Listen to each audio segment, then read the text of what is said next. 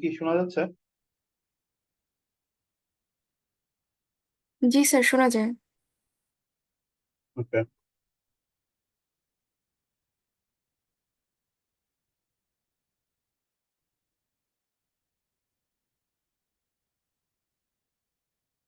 ওকে, so একটু confusion আছে একটা বিষয় নিয়ে, সেটা হচ্ছে যে আমি যেটা ধারণা করছিলাম আজকের ক্লাসটা হচ্ছে আপনাদের টাইম এন্ড স্পিডের উপর। পরে আমি একটু চেক করে দেখছি আপনাদের ক্লাসটা হওয়ার কথা আসলে টাইম এন্ড ওয়ার্কের উপর।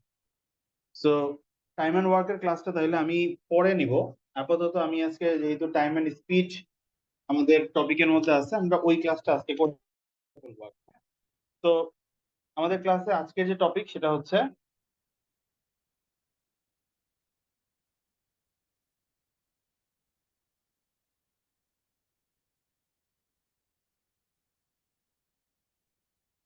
আচ্ছা একটু আমাকে বলেন তো আপনাদের গত ক্লাসটা কিসের উপর হয়েছে? স্যার, টাইম অ্যান্ড স্পিডের উপর ওই প্রিলিমিনারির জন্য আপনি ম্যাথ করা মানে ম্যাথ করিয়েছিলেন মূলত। আর আজকে এইটা কি রিটেন গত হওয়ার ক্লাস? জি জি, এটা গত ক্লাসের। আর এইটা আজকে রিটেন হওয়ার কথা ছিল এটা নিয়ে। আমি তো গত ক্লাসে রিটেন ম্যাথ গুলো করাই নাই, করাইছিলাম? না স্যার, রিটেন করার নেই। আপনি এই টাইম অ্যান্ড স্পিডের উপর আপনার ওই যে প্রিলিমিনারি গুলো দেখিয়েছিলেন মূলত। রাইট, ঠিক আছে। তাহলে আমরা রিটেন ম্যাথ গুলো করবো এখন। আসেন।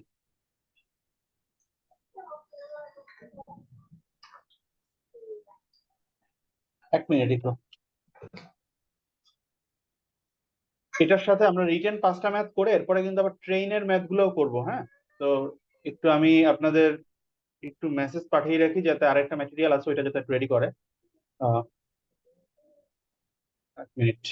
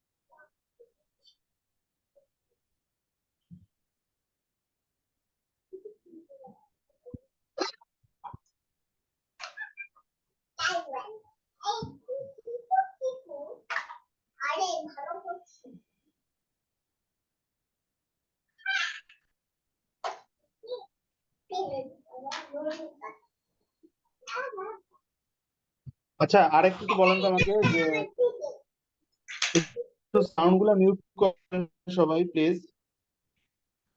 হচ্ছে আপনাদেরকে কি আমি ট্রেন বোর্ডের কোনো থিওরি ক্লাস নিয়েছিলাম in the sir train and কথাটা বোর্ডের ম্যাথ করার জন্য কোনো থিওরিটিক্যাল পার্ট এই ধরনের কি কোনো? স্যার, কথাটা একটু কাটা কাটা আসতেছে, আমি লাস্টের দিক থেকে বুঝতে পারিনি। আমি বলছি যে আপনাদেরকে কি আমি ট্রেন বোট স্ট্রিম এইগুলার থিওরির কোনো ক্লাস করানো হয়েছে? না স্যার, ট্রেন ও বোট এই দুইটা হয় না স্যার, শুধু স্পিড রিলেটেড গুলাই গত প্রিলিমিনারি ক্লাসে। পার্টটা হয়েছে। হ্যাঁ হ্যাঁ, প্রিলিমিনারি ম্যাথটা হয়েছিল, জি স্যার। ওকে ঠিক আছে, তো আজকের ক্লাসে আমরা রিটেন ম্যাথ করে ট্রেন এন্ড বোটের যে মানে বেসিক আলোচনাটা আছে ওইটা একটু করবো, হ্যাঁ? জি স্যার, আপনি তো বলেছেন। হ্যাঁ। ঠিক আছে। ওকে, স্যার তো আপনি স্যার, বলেন। আপনি ফয়সাল ভাইকে একটা মানে ইনফরমেশন দিয়েন যে একটা ক্লাস দুইবার রেকর্ড মানে করা হয়েছে আর কি আমাদের সাইটে মানে একই ওই রেকর্ডিং দুইবার আপলোড হয়েছে? হ্যাঁ, একটা রেকর্ডিং দুইবার হয়েছে এবং একটা ক্লাস উনি ওখানে আপলোড করেন নাই। ঠিক ওকে। আচ্ছা, এবার একটু রিটেন ম্যাথে দেখেন, এই ম্যাথটা 2023 সালের অফিসার আসছি পরীক্ষা রিটেনে আসছিল। ম্যাথটা কি বলছে আসেন একটু বুঝি। প্রথম এখানে বলেছে এ শিপ 77 কিলোমিটার 77 কিলোমিটার দূরে আছে। স্প্রিংস আ লিক, ঠিক আছে? এটার ভিতরে কি হয়, লিক করেছে, which admits 9/4 tons of water. 4/9 মানে কত? 9 টনের 4/1 পানি এটা কি করে, জাহাজের ভিতরে অ্যাডমিট করে, অর্থাৎ জাহাজের ভিতরে এই লিকের মাধ্যমে এই পরিমাণ পানি ঢুকে যাচ্ছে ইন 11/2 মিনিটস, অর্থাৎ 5.5 মিনিটে 9/4 অর্থাৎ 2.25 টন অফ ওয়াটার জাহাজে ঢুকে যাচ্ছে এই জাহাজে একটা লিক জেনারেট করার কারণে। 92 tons of water would sink it. এই জাহাজের ভিতরে যদি 92 টন পানি ঢুকে তাহলে জাহাজটা ডুবে যাবে। But the pumps can throw out 12 tons of water per hour. Pump যেটা আছে জাহাজের ভিতরে সেটা প্রতি ঘন্টা, আমাকে বলতে হবে find the average rate of sailing, কত রেটে তাকে জাহাজটা চালাতে হবে, so that the ship may just reach the shore as it begins to sink, অর্থাৎ যাতে শিপটা ঠিক ওই মুহূর্তেই তীরে পৌঁছায় যখন সেটা ডুবতে বসছিল। আমি কি ব্যাপারটা বুঝাইতে পারছি কিনা বলেন? প্রশ্নটা সবার কাছে ক্লিয়ার?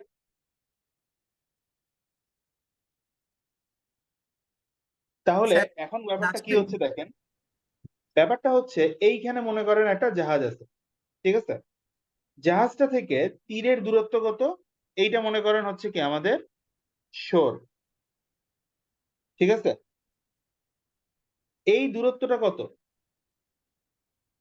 77 কিলোমিটার। এইখানে এসে জাহাজের ভিতরে একটা লিক জেনারেট করছে, ফলে জাহাজের ভিতরে পানি ঢুকতেছে কতটুকু?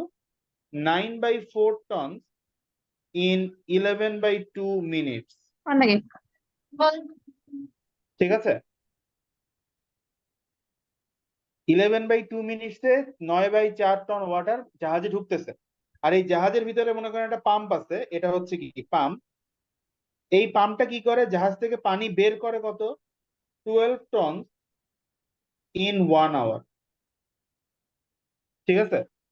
এখন এই জাহাজের ভিতরে কতটুকু পানি জমা হইলে জাহাজটা ডুবে যাবে? জাহাজটা ডোবার জন্য কতটুকু পানি লাগবে? লাগবে 92 টন, অর্থাৎ জাহাজের মধ্যে যদি 92 টন পানি ঢুকে যায় তাহলে জাহাজটা ডুবে যাবে।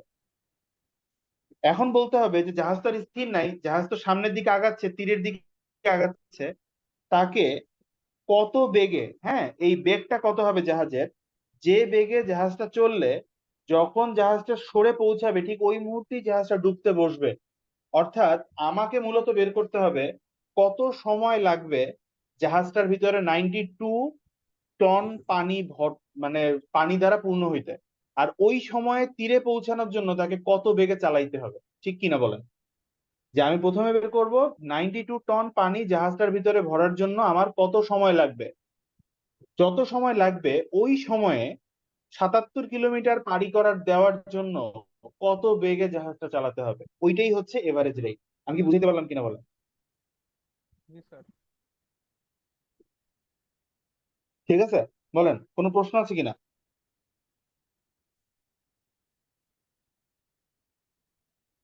এখন একটু খেয়াল করেন তো, দেওয়া আছে কি given in 11/2 minutes the water enters equals to কত? 11/2 মিনিটসে কতটুকু ওয়াটার ঢুকে? 9/4 টন। সুতরাং ইন 60 মিনিটস, 60 মিনিটে মানে 1 ঘন্টায় the water enters, কতটুকু ঢুকবে water? 9/4 divided by 11/2 into 60 ton, ঠিক কিনা বলেন? জি স্যার। ঠিক আছে, জি স্যার। তো কত আসবে এখানে? 2।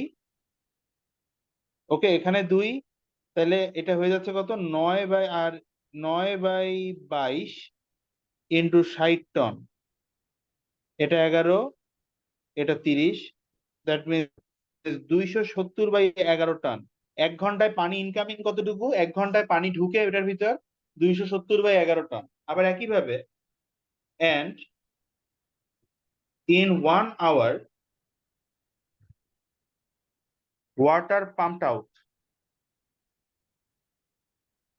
ওয়াটার কতটুকু বের করে ফেলা হয়? 12 টন, ঠিক না? দেওয়া আছে গিভেন। সুতরাং ইন 1 আওয়ার, 1 ঘন্টায়, in 1 hour retaining amount of water কত, কতটুকু পানি রয়ে যাবে?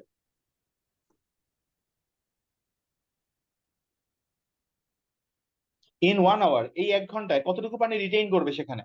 যতটুকু পানি ঢুকছিল অর্থাৎ 270/11 মাইনাস যতটুকু পানি বের হয়ে যাচ্ছে, ঠিক কিনা বলেন?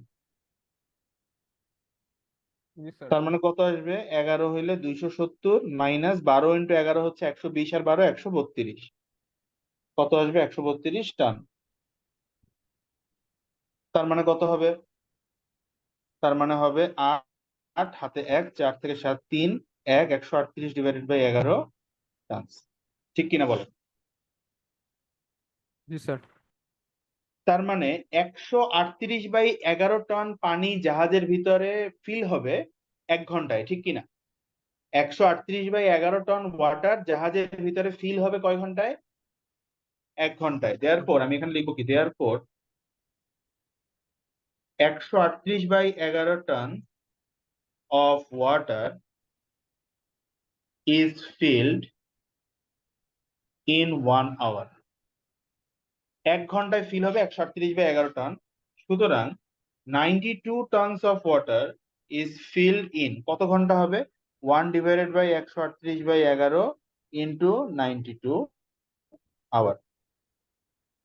তাহলে কত হয় বলেন তো? উপরে 11, নিচে 138 ইন্টু 92। তো 2 দিয়ে যদি ভাগ করি তাহলে 50 আর 19 কত হয়? 50 আর 19 হচ্ছে 69, আর 2 দিয়ে ভাগ করলে আসবে 46, 2 দিয়ে 23 দিয়ে ভাগ করলে 3, 23 দিয়ে ভাগ করলে 2, অর্থাৎ 22/3। ঠিক আছে? অর্থাৎ 92 টন পানি ফিল হইতে কত সময় লাগবে ট্যাঙ্কিতে? 92 টন পানি ট্যাঙ্কিতে ফিল হইতে সময় লাগবে 22/3 ঘন্টা। তার মানে সুতরাং the velocity of the ship required to not sink equals to কত হবে? 77 কিলোমিটার ডিভাইডেড বাই যে সময় কত, 22/3, অর্থাৎ 77 ইন্টু 3 ডিভাইডেড বাই 22, 11 দিয়ে ভাগ করলে 2, 11 দিয়ে ভাগ করলে 7, 21/2, অর্থাৎ কত? 10.5। কত? 10.5। এটা কত কিলোমিটার আছে, যেহেতু কিলোমিটার, তার মানে এটার অ্যান্সার হবে কত? 10.5 কিলোমিটার/আওয়ার। অর্থাৎ জাহাজটাকে কত বেগে আগাতে হবে যাতে সেটা তার ডুবে যাওয়াটা এড়াতে পারে? ডুবে যাওয়া এড়ানোর জন্য তাকে আগাতে হবে বা 10.5 কিলোমিটার/আওয়ার বেগে। সবাইকে বুঝতে পারছেন কিনা বলেন? জি স্যার। কারোর কোনো প্রশ্ন আছে এটা নিয়ে?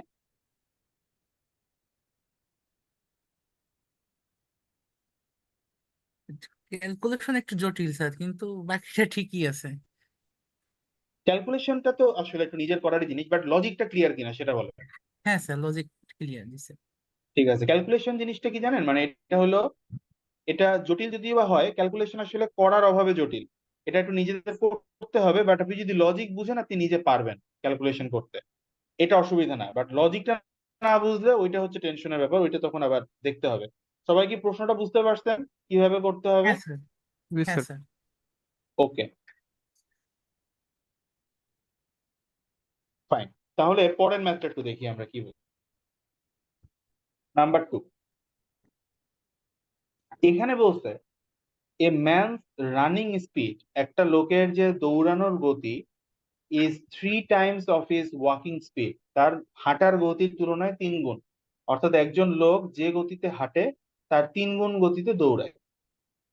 হি runs a distance and comes back by walking, অর্থাৎ সে একটা জায়গায় গিয়েছে দৌড়ে, এসেছে হেঁটে। ঠিক আছে?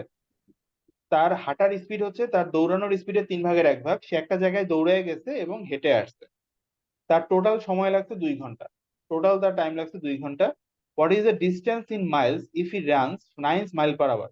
যদি সে কি করে, সে যদি 9 মাইল/আওয়ার বেগে দৌড়ায়, তাহলে কত দূরে সে গিয়েছিল? ঠিক আছে, সে কত ডিস্টেন্স গিয়ে আবার ফেরত এসেছিল? তাহলে এই অঙ্কটা করা যাবে অনেক ভাবে। আমরা রিটেন মেথডে যদি করতে যাই তাহলে বলতে হবে, ধরে নিব শুরুতেই let the distance is d.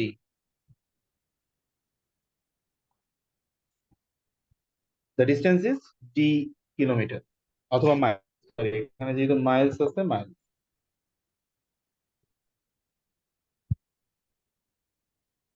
ঠিক আছে, the distance is d miles. এখন যেটা কথা সেটা হচ্ছে যে তার টোটাল টাইম কতটুকু লাগছে, প্রশ্নে দেওয়া আছে কত, 2 ঘন্টা, রাইট? এবং তার রানিং স্পিডটা কত, 9 mile. Even the running speed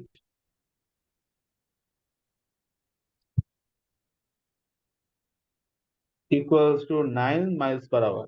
সুতরাং the ওয়াকিং স্পিডটা তাহলে কত হবে, তার দৌড়ানোর গতি যদি হয়ে থাকে 9 miles per hour, তাহলে ওয়াকিং স্পিড হবে এটার 3 ভাগের 1 ভাগ, অর্থাৎ 3 miles per hour। ঠিক কিনা বলেন?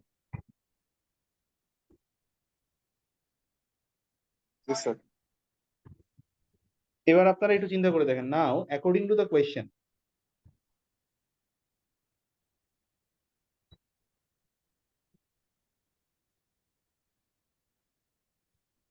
নাও অ্যাকর্ডিং টু দ্য কোয়েশ্চেন, খুব সুন্দর মতো খেয়াল করেন, প্রশ্ন অনুযায়ী তার দৌড়ে একটা জায়গায় ওই দূরত্ব যেতে সময় লাগছিল কত, d/9 আওয়ার। ঠিক কিনা? যেহেতু দূরত্ব d এবং তার দৌড়ানোর স্পিড 9, তাহলে দৌড়ে ওই জায়গা পর্যন্ত যেতে তার সময় লাগছে কতটুকু, d/9। আর হেঁটে ওই একই দূরত্ব সে আসতে কত স্পিডে, d/3 সময় তার তাহলে লাগছে। এই দুইটার যোগফলটা কি বলেন তো, 2 আওয়ার্স এর সমান হবে না টোটাল টাইম? জি স্যার। তার মানে 9d plus 3d equals to 2, বা 4d equals to 9 into 2, বা d সমান সমান 9 divided by 2, অর্থাৎ 4.5। অর্থাৎ সুতরাং the distance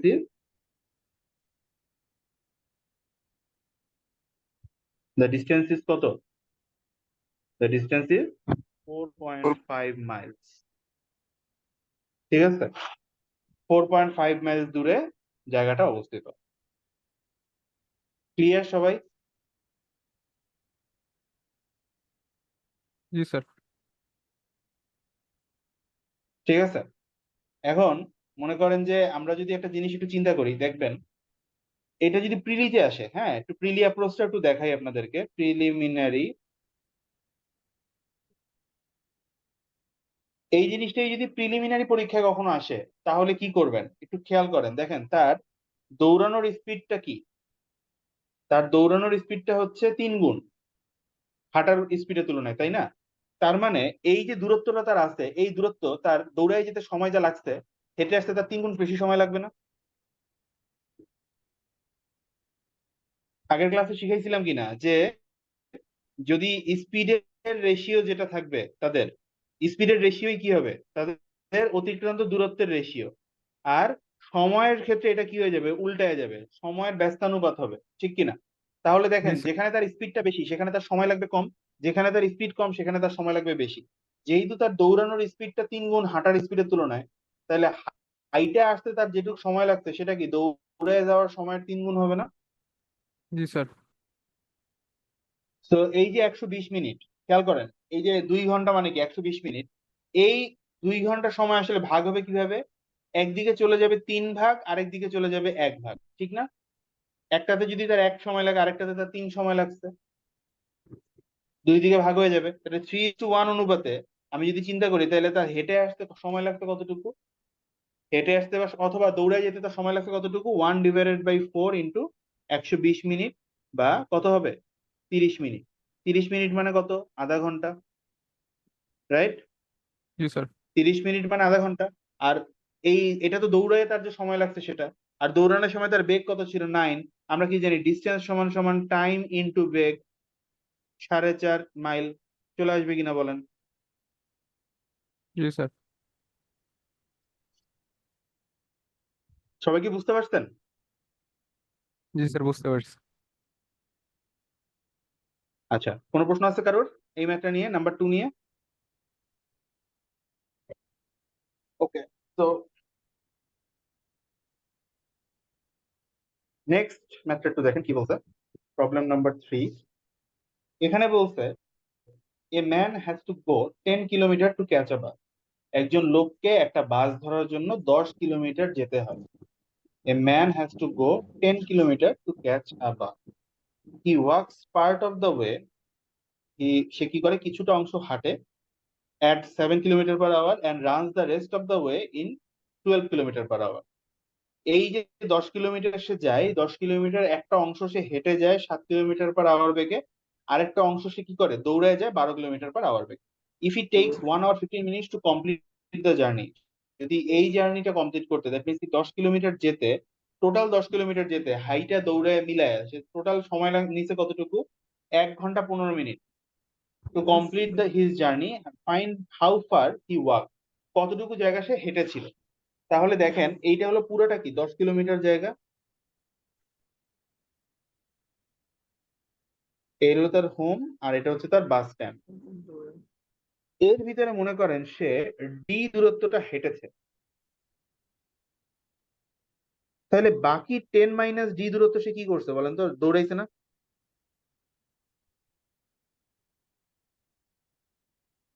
নাকি? জি স্যার। তাহলে এটা লিখতে হবে যে given distance between his home and bus stand equals to কত, 10 kilometre. Now let he walked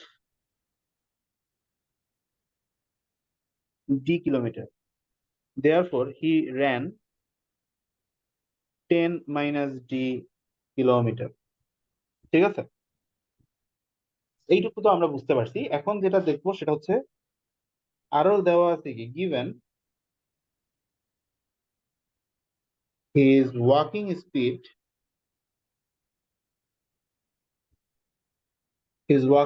equals to কত, 7 kilometre per hour and his running speed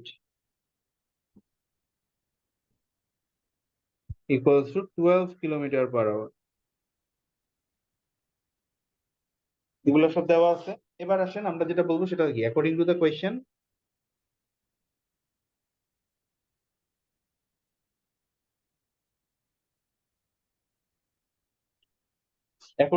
একটু একটু ভালোভাবে এটা বুঝবেন। সেটা হচ্ছে সে হেঁটে গেছিল ডি দূরত্ব এবং হাঁটতে সে 7 কিলোমিটার পার আওয়ার বেগে, তাহলে তার হাঁটতে সময় লাগছে এত d/7, এবং 10 মাইনাস ডি দূরত্ব সে কি করছে, দৌড়াইছে কত স্পিডে, 12 স্পিডে, তাহলে দৌড়াইতে তার সময় লাগছে 10 minus D divided by 12 hour.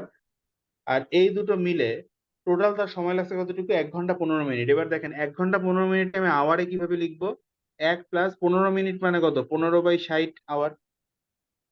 বলো তো দুইটা মিলে একসাথে 1 প্লাস 15/60 আওয়ার্স লিখে ফেলা যাবে না নাকি? জি স্যার। জি স্যার। ঠিক আছে, তার মানে এই 15 কে 4 দিয়ে ভাগ করলে কত হয়, 1/4। দ্যাট মিনস এটা কত হয়ে যাচ্ছে, এটা সমান সমান হয়ে যাচ্ছে 5/4। এন্ড এই জায়গাতে এসে 7 আর 12 এর লসাগু 7 12 হচ্ছে 84, 84 হবে। তাহলে এদিকে থাকবে 12d minus 5 10 50 minus 5d, sorry 7d, 70 হবে, ভুলে গেছি 70, 5/4। এটাকে ভাগ করলে আসবে কত, 21। এবার 5d minus 70 equals to 21 into 5, মানে 210 এর অর্ধেক হচ্ছে 105। ঠিক আছে, বা 5d সমান সমান 175, বা d সমান সমান দিলে কত হবে, 175 ডিভাইডেড বাই 5, 3 হাতে 2, 5 35, অর্থাৎ 35। এটা কি ঠিক হইলো বলেন তো? স্যার দ্বিতীয় লাইনে মনে হয় মাইনাসটা প্লাস হতো 120 এটা এর পর। প্লাস হবে, সেটাই তো ভাবতেছি, এটা তো ভুল করছি একটু, দাঁড়ান এটা আরেকবার লিখি। হ্যাঁ, এখানে আসবে 12d প্লাস 70 মাইনাস 70, তো এদিকে হয়ে যাবে কত, 105, এদিকে প্লাস 70 থাকবে 5d, 5t সমান সমান আসবে 105 থেকে 70 বাদ দিলে থাকবে 35, তাই না? 35, তার মানে ডি এর মান কত আসবে? ডি এর মান আসবে 7, নাকি? জি স্যার 7 কিলোমিটার। অর্থাৎ আমরা এখানে কি লিখবো? সুতরাং দেয়ারফর হি ওয়াকড কত? 7 কিলোমিটার। এটাই অ্যান্সার। বলেন সবাই ক্লিয়ার কিনা?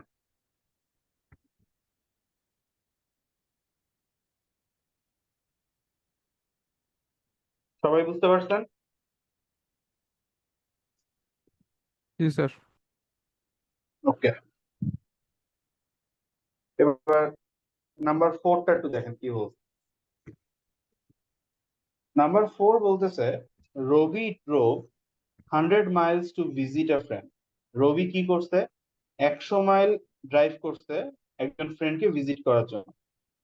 If he had driven 8 miles per hour faster than he did, সে যত মাইলস পার আওয়ার বেগে আসলে গাড়ি চালিয়েছে তার থেকে যদি আরো 8 মাইলস পার আওয়ার বেশি বেগে গাড়ি চালাতো, তাহলে কি হইতো? Then he would have arrived in 5/6 hours.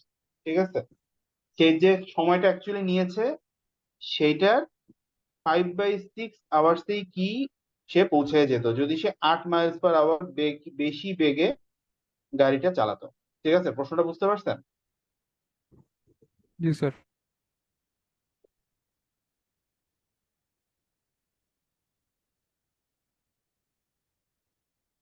এক মিনিট।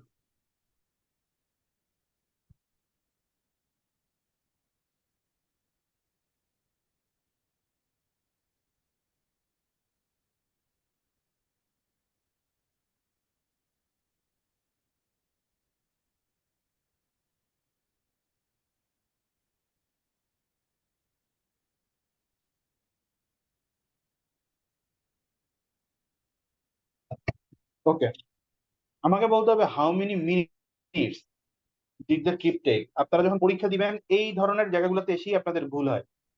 আ- আপনারা সময় ঠিকই বের করবেন, বাট এখানে কিন্তু সময়টা বের করতে বলছে কিসে? মিনিটে। এইটা একটু খেয়াল রাখতে হবে, কারণ আমাদের এখানে সব বাকি সব সময় দেওয়া আছে কিসে? আওয়ারে। বাট আমাকে অ্যাকচুয়ালি অ্যান্সারটা বের করতে হবে কিসে? মিনিটে। তো এই জায়গাতে আমরা যে কাজটা করবো সেটা হচ্ছে সে কি করছে? 100 মাইল ভিজিট করছে। ধরে নিলাম তার বেগ ছিল কত? তার বেগ ছিল ইনিশিয়ালি ভি, তাহলে আমি ধরে নিলাম let the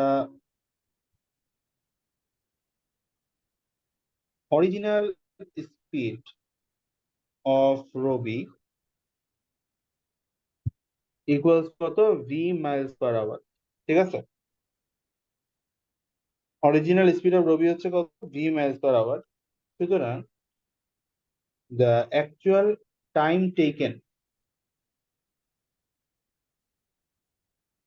by Ravi equals to কত? দূরত্ব ডিভাইডেড বাই বেগ আওয়ার। অর্থাৎ তার অ্যাকচুয়ালি সময় লাগছে কতটুকু? 100/ভি আওয়ার। এটা তার লেগেছে যেহেতু তার বেগ ভি এবং তাকে ট্রাভেল করতে হচ্ছে কত mile? 100 mile.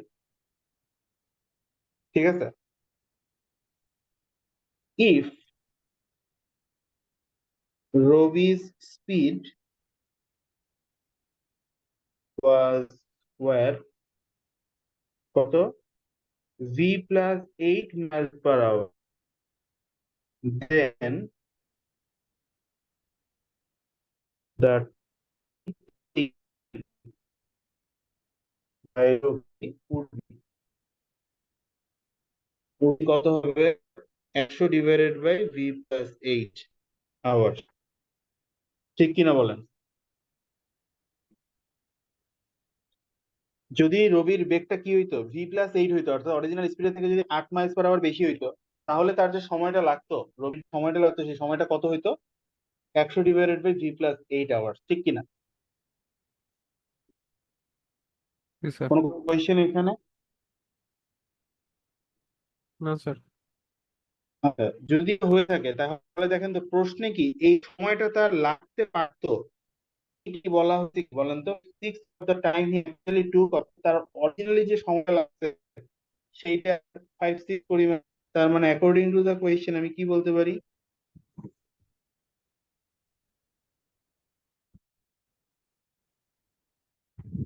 According to the question এই যে সময়টা 100/v+8 অরিজিনাল টাইম অর্থাৎ 100/v এটার সমান। তো 100 কাটাকাটি চলে যাবে, থাকবে কত? এদিকে আসবে 5 × v+8 আর এদিকে থাকবে 6v। তো 5v থেকে 6v বাদ দিলে থাকবে শুধু v, আর এদিকে 5 × 40। অর্থাৎ অ্যাকচুয়ালি বেগটা কত ছিল তার? 40 মাইলস পার আওয়ার। ঠিক আছে, আর যদি অ্যাকচুয়ালি 40 মাইলস পার আওয়ার তার বেগ থেকে থাকে তাহলে the actual time taken by Ravi কত হবে? সুতরাং actual time taken by Ravi এটা সমান সমান কত হবে? 100/40 আওয়ার্স। বাট আমার অ্যান্সার কিন্তু আওয়ারে বের করলে হবে না, হ্যাঁ আমার অ্যান্সার কিন্তু বের করতে হবে কিসে? মিনিটে। দ্যাট মিনস 10/4 বা 5/2 এটার সাথে 60 গুণ দিয়ে এটাকে মিনিটস বানায় নিতে হবে। এটা হয়ে যাবে 30, 5 30 150 মিনিট। অর্থাৎ রবির অ্যাকচুয়ালি কত সময় লেগেছিল এই যাত্রাটা সম্পূর্ণ করার জন্য? এই যাত্রা সম্পূর্ণ করার জন্য রবির অ্যাকচুয়ালি লেগেছিল 150 মিনিট। সবাই বুঝতে পারছেন কিনা বলেন? জি স্যার, ক্লিয়ার।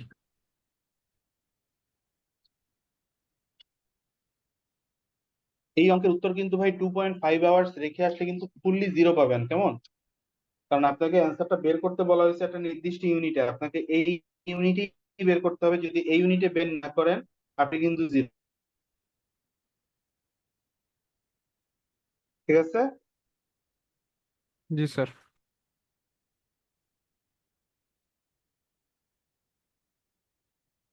ওকে,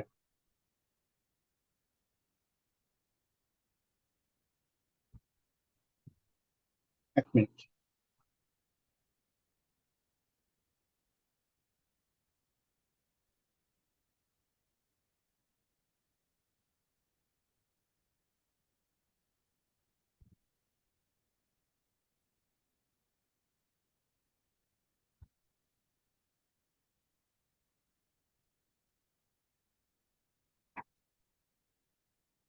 ওকে, লাস্ট ম্যাথটা একটু দেখেন এখানে কি বলছে। প্রবলেম নাম্বার 5, এখানে বলা হয়েছে if I walk at the rate of 4 kilometre per hour, আমি যদি 4 কিলোমিটার পার আওয়ার বেগে হাঁটি, I miss the train by 10 minute, মানে আমি ট্রেন ছাড়ার 10 মিনিট পরে স্টেশনে পৌঁছাবো।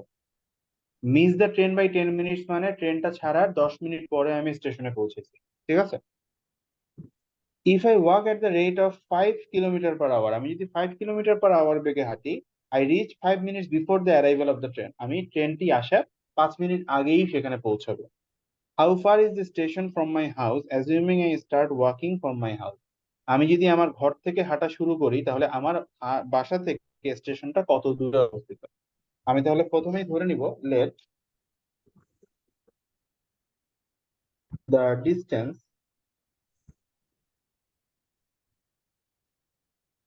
between my house and the station equals to কত? d kilometre. Okay, d kilometre. Fine, and the departure time equals to t hours। t ঘন্টা পরে কি হয়? ট্রেনটা ছাড়ে। দেখেন আমি এখন অ্যাকর্ডিং টু দ্য কোয়েশ্চেন তাহলে আমি কি লিখতে পারি?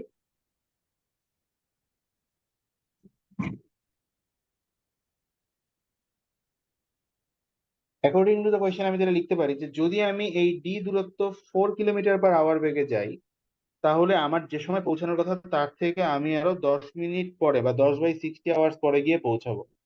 ঠিক কিনা? আমার সময় বেশি লাগবে কত? আরো 10 মিনিট বা 10/60 ঘন্টা। ঠিক কিনা বলেন? জি স্যার। একইভাবে আমি যদি বলি যে আমি যদি 5 কিলোমিটার পার আওয়ার বেগে হাঁটি, তাহলে আমি আমার সময়ের থেকে 5 মিনিট আগে পৌঁছাবো। রাইট? জি স্যার। সিম্পলি যে কাজটা করবেন 1 নাম্বার থেকে 2 নাম্বার ইকুয়েশনটাকে বিয়োগ করে দিতে হবে এখন। হ্যাঁ,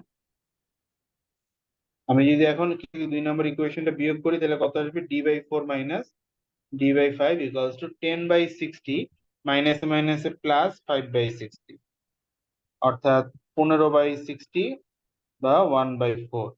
আর এখানে কত হবে? এখানে হবে 4×5 = 20, 5d মাইনাস 4d মানে d ইকুয়ালস টু 1/4, 4 দিয়ে কাটলে 5, তার মানে d ইকুয়ালস টু কত? 5। সুতরাং দ্য ডিস্টেন্স বিটুইন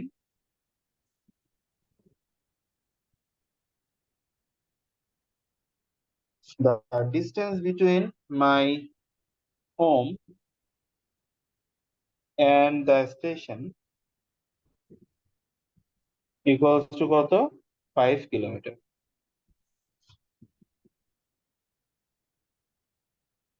বুঝতে পারছেন কিনা বলেন? জি স্যার। স্যার আমরা যদি এই এরকম আর একটা ম্যাথ মনে হয় স্যার কয়েক প্রিলির ক্লাসে আপনি করিয়েছিলেন স্যার। ওইখানে স্যার আমরা ডিস্টেন্সটা ডি ধরছিলাম, divided by 4 minus distance D divided by উপরে যেহেতু আমরা প্রথমে মিস করছিলাম 10 মিনিটে আর পরটা বিফোর 5 মিনিটে বসেছিলাম, হুম, তাহলে আসতেছে 15। 15 মিনিট। জি স্যার। স্যার এইভাবে যদি আমি করি স্যার, তাহলে কি হ্যাঁ, সব- মানে রিটেনের ক্ষেত্রে আর কি ওটা তো এখানে এখানে ব্যাপারটা হচ্ছে কি, শোনেন, এটা একটা মানে গ্রে এরিয়া। হ্যাঁ, কিছু কিছু টিচার আছে দে ডোন্ট মাইন্ড, বাট কিছু কিছু পরীক্ষক আছে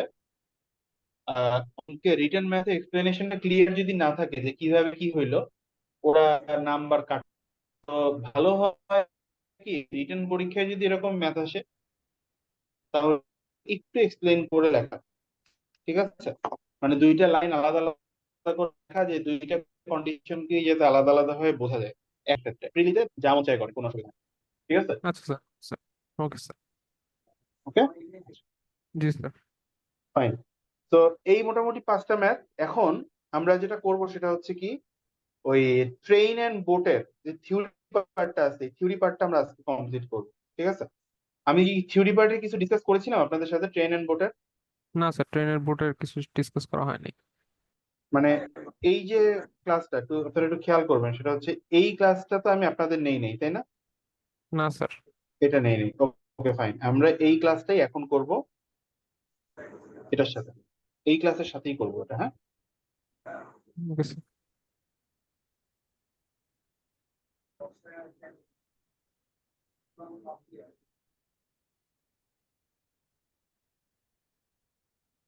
ওকে।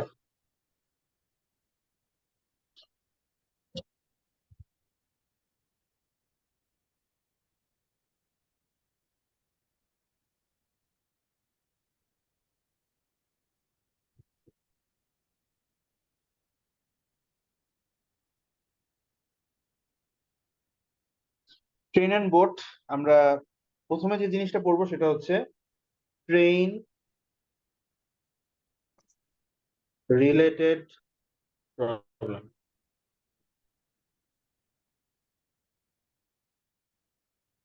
I will go very slow here, কারণ এই টাইপের ম্যাথ যদিও বা ইদানিং কালের পরীক্ষাতে আমরা একটু কমই আসতে দেখছি, বাট ট্র্যাডিশনালি স্পিকিং যে অ্যাকচুয়ালি প্রিলিমিনারি সাথে বোট এন্ড স্ট্রিম, ট্রেন, তারপরে হচ্ছে আপনার ডিস্টেন্স, স্পিড, এগুলো সব সময় ইম্পর্টেন্ট টপিক ছিল।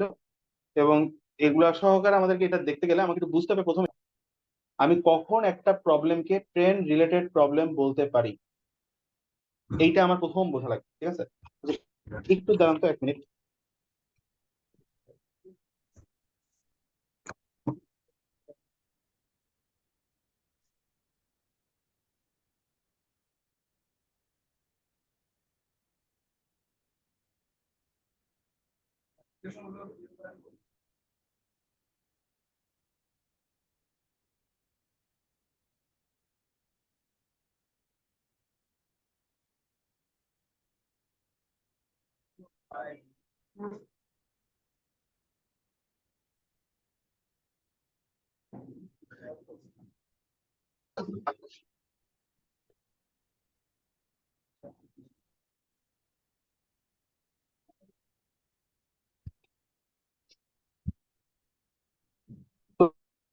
যেটা বলছিলাম সেটা হচ্ছে ট্রেন রিলেটেড প্রবলেম। একটা অঙ্ক কখন ট্রেন রিলেটেড প্রবলেম হবে?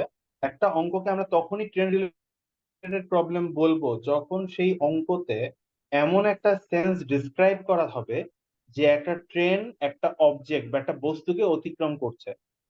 আবারও বলি, একটা প্রবলেম যদি এইভাবে সেন্স করা থাকে যে একটা ট্রেন একটা বস্তুকে অতিক্রম করছে, আমরা সেই প্রবলেমটাকে বলবো কি ট্রেন রিলেটেড প্রবলেম। আপনারা কি বুঝতে পারছেন কিনা বলেন?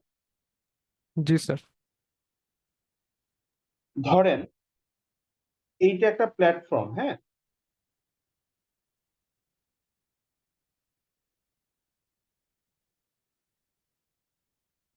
এই প্ল্যাটফর্মের উপরে মনে করেন একজন ব্যক্তি দাঁড়ানো আছে। এখন ট্রেনটা এই ব্যক্তিকে অতিক্রম করবে, মনে করেন এটা হচ্ছে ট্রেন।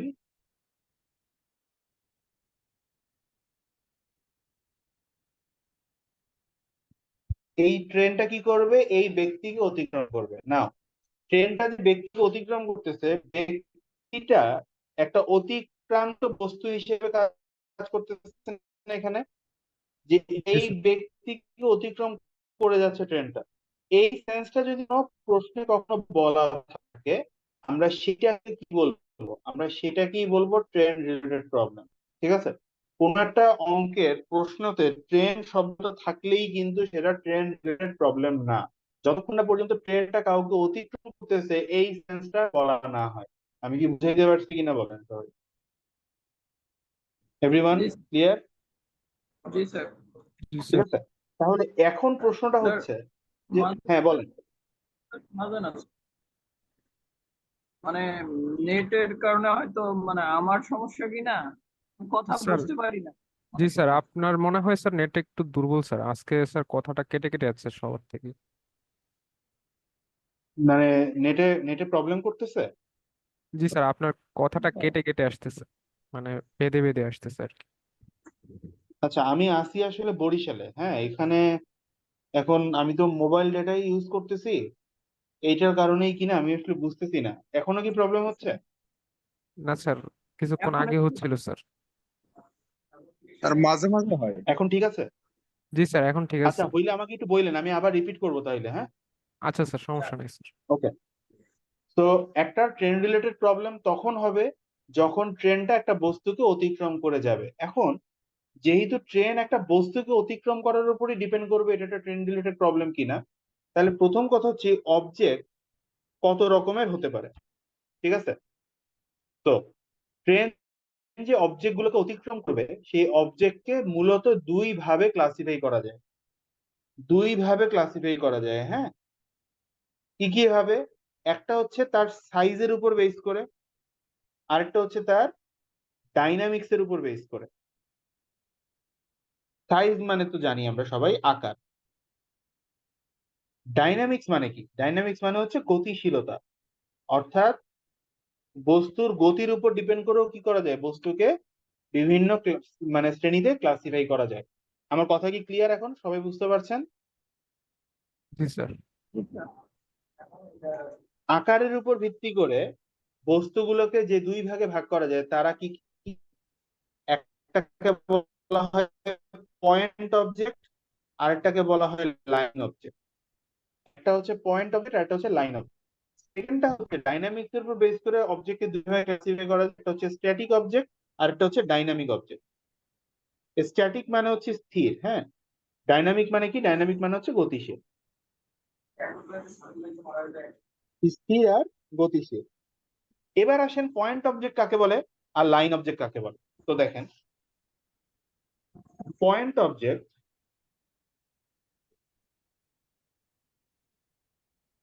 পয়েন্ট অবজেক্ট বলতে বোঝানো হয় সেই অবজেক্ট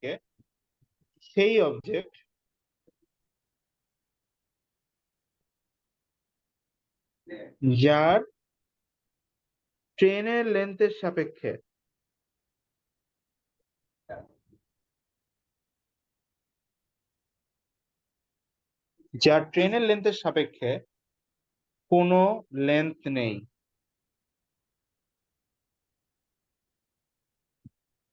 ঠিক আছে? তাহলে দেখেন, পয়েন্ট অবজেক্ট কাকে বলা হচ্ছে? পয়েন্ট অবজেক্ট বলা হচ্ছে সেই অবজেক্টকে যে অবজেক্টটা ট্রেনের লেন্থের সাপেক্ষে, ট্রেনের যে লেন্থ আছে সেই লেন্থের সাপেক্ষে তার তেমন কোনো লেন্থ নাই, নেগলিজিবল লেন্থ, তার কোনো লেন্থই নাই। যেমন এই যে একজন ব্যক্তি, একটু খেয়াল করেন, যদি এইটা একটা ব্যক্তি হয়, ট্রেনটা তার কোন ফেজটাকে অতিক্রম করবে বলেন তো? এই যে তার যে প্রস্থটা, বলেন তো, ট্রেনটা যখন তাকে অতিক্রম করবে স্টেশনে দাঁড়ানো থাকা অবস্থায়, সেটা কি এই প্রস্থটুকু না? জি স্যার। এবার আপনারা একটু চিন্তা করে বলেন তো, এই লোকটার যে প্রস্থ বা উইথ, এই উইথটা কি ট্রেনের লেন্থের সাপেক্ষে অনেক ছোট একটা লেন্থ না? জি জি স্যার। স্যার। এই কারণে এই দাঁড়িয়ে থাকা ব্যক্তিটাকে আমরা কি বলতে পারি? সে অ্যাকচুয়ালি একটা পয়েন্ট অবজেক্ট। ঠিক আছে? সে অ্যাকচুয়ালি কি? এক ধরনের পয়েন্ট অবজেক্ট। যে কোনো দাঁড়ানো ব্যক্তি, স্টেশনে দাঁড়ানো ব্যক্তি যারা, তারা কি পয়েন্ট অবজেক্ট। তাহলে কি হতে পারে? মনে করেন এটা হচ্ছে প্ল্যাটফর্ম, প্ল্যাটফর্মে মনে করেন এখানে একজন ব্যক্তি দাঁড়ানো আছে, এই ব্যক্তিটা কি হবে? পয়েন্ট অবজেক্ট, ঠিক কিনা? Right everyone? জি স্যার। জি স্যার। একইভাবে মনে করেন, ধরেন একটা গাছ আছে,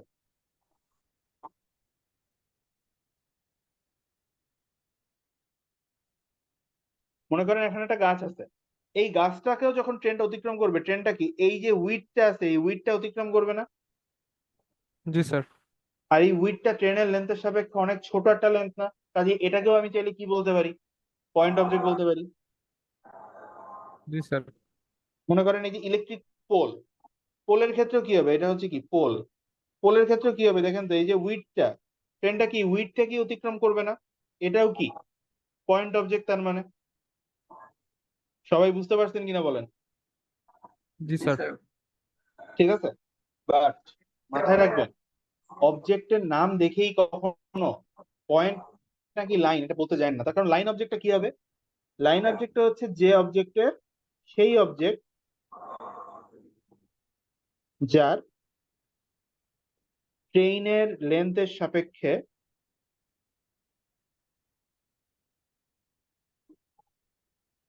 সাপেক্ষে কনসিডারেবল লেন্থ রয়েছে।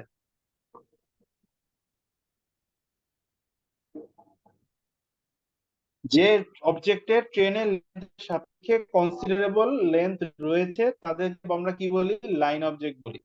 লাইন অবজেক্ট কারা? মনে করেন একটা ব্রিজ, এই মনে করেন একটা ব্রিজ, হ্যাঁ, ব্রিজটা কি বলেন তো? এটা কি পয়েন্ট অবজেক্ট, লাইন অবজেক্ট হবে? Sir line object. ব্রিজ জি এটা স্যার। কি লাইন অবজেক্ট হবে না? কারণ ব্রিজের তো ভালো একটা লেন্থ থাকবে, ট্রেনের লেন্থের সাথে তো লেন্থটা নেগলিজিবল না। তারপর মনে করেন এই যে প্ল্যাটফর্মটা, এই প্ল্যাটফর্মটাও কি হবে বলেন তো? লাইন অবজেক্ট হবে না? জি স্যার লাইন অবজেক্ট। কারণ প্ল্যাটফর্মেরও তো একটা পর্যাপ্ত লেন্থ আছে, ঠিক কি না? জি স্যার। কিন্তু আমরা এটাও একটা জিনিস দেখতে পারি, মনে করেন এই যে একটা পোল ছিল, পোলগুলো কি অবজেক্ট? তার মানে পোল লাইন অবজেক্ট নাকি point object? Point point. Object. Point object. এইটাই আমি মানা করছি আপনাদেরকে, কখনোই অবজেক্টের নাম দেখেই তার ধরন বলে দিবেন না। তার কারণ ধরেন পোলটা যখন দাঁড়ানো থাকে, তখন সেই লেন্থ, ট্রেনটা হয়তো তার এই লেন্থটাকে অতিক্রম করবে, অর্থাৎ তার প্রস্থকে। বাট মনে করেন ঝড়ে কোনো কারণে পোলটা পড়ে গেছে, পোলটা এখন মাটিতে পড়া আছে, এখন কি আর এটা লাইন অবজেক্ট আছে নাকি পয়েন্ট অবজেক্ট আছে বলেন তো? Line object. Line object. এ তখন লাইন অবজেক্ট হয়ে গেছে। দ্যাট মিনস একটা একটা এই যে এটাকে কি বলে, একটা অবজেক্ট সে কোন ওরিয়েন্টেশনে আছে এইটাও কিন্তু ডিপেন্ড করে যে তার অবজেক্টের ধরনটা আসলে কেমন হবে।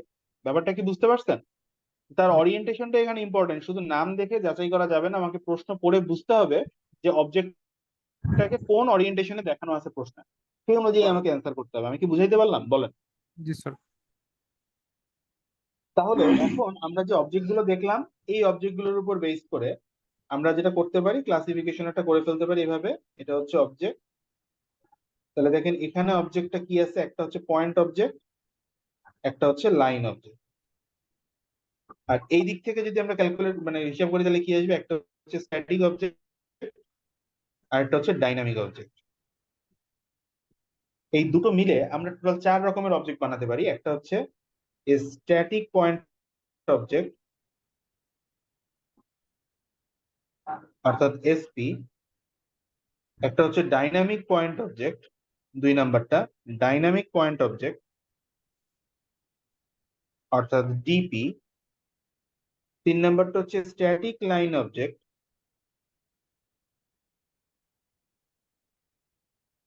এসএল, এবং 4 নাম্বারটা হচ্ছে ডাইনামিক লাইন অবজেক্ট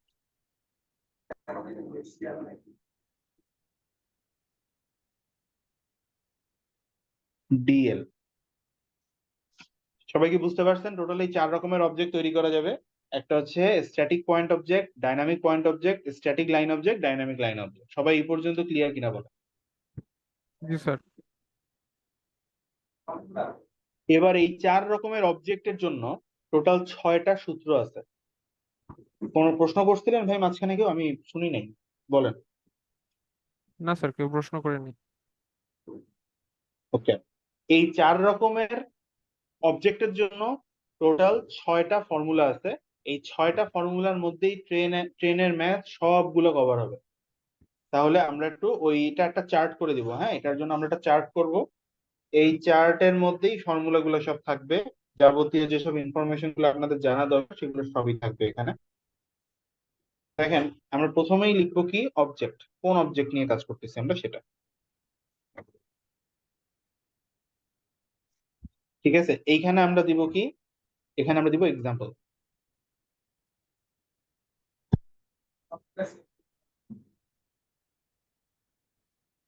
ঠিক আছে, এখানে আমরা দিব এক্সাম্পল, মানে এই টাইপের অবজেক্টের এক্সাম্পল কোনটা।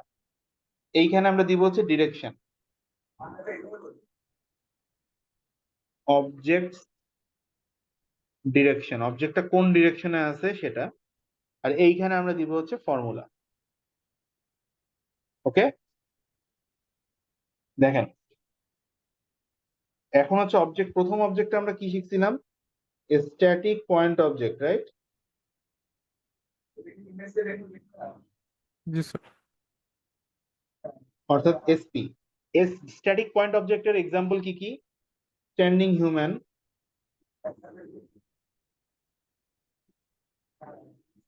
Standing pole, standing tree, etcetera. এরকম আরো আছে। দাঁড়ানো থাকতে হবে, স্ট্যান্ডিং থাকলেই সেটা পয়েন্ট অবজেক্ট, কেমন? এবং স্ট্যাটিক মানে কি? স্থির, মানে দাঁড়ানো না থাকলে তো সে স্থির না। অবজেক্টের ডিরেকশন, এখন আপনি বলেন যে অবজেক্টে স্থির দাঁড়ায় আছে তার কি কোনো ডিরেকশন আছে ভাই? সে কোন দিকে যাচ্ছে বা কোন দিকে হাঁটতেছে? সে তো হাঁটতেছেই না, তাহলে তার কি কোনো ডিরেকশন থাকবে? না স্যার। না। ফর্মুলাটা কি? এবার দেখেন, একটা স্ট্যাটিক পয়েন্ট অবজেক্টকে ক্রস করার মেকানিজমটা কি? ক্রস করার মেকানিজমটা দেখলে আপনারা বুঝতে পারবেন এখানে কি আসবে। তাহলে দেখেন, মনে করেন এই হচ্ছে একটা প্ল্যাটফর্ম যেখানে একজন ব্যক্তি দাঁড়ানো আছে। ওকে, এই হচ্ছে একটা প্ল্যাটফর্ম যেখানে কি আছে? একজন ব্যক্তি দাঁড়ানো আছে।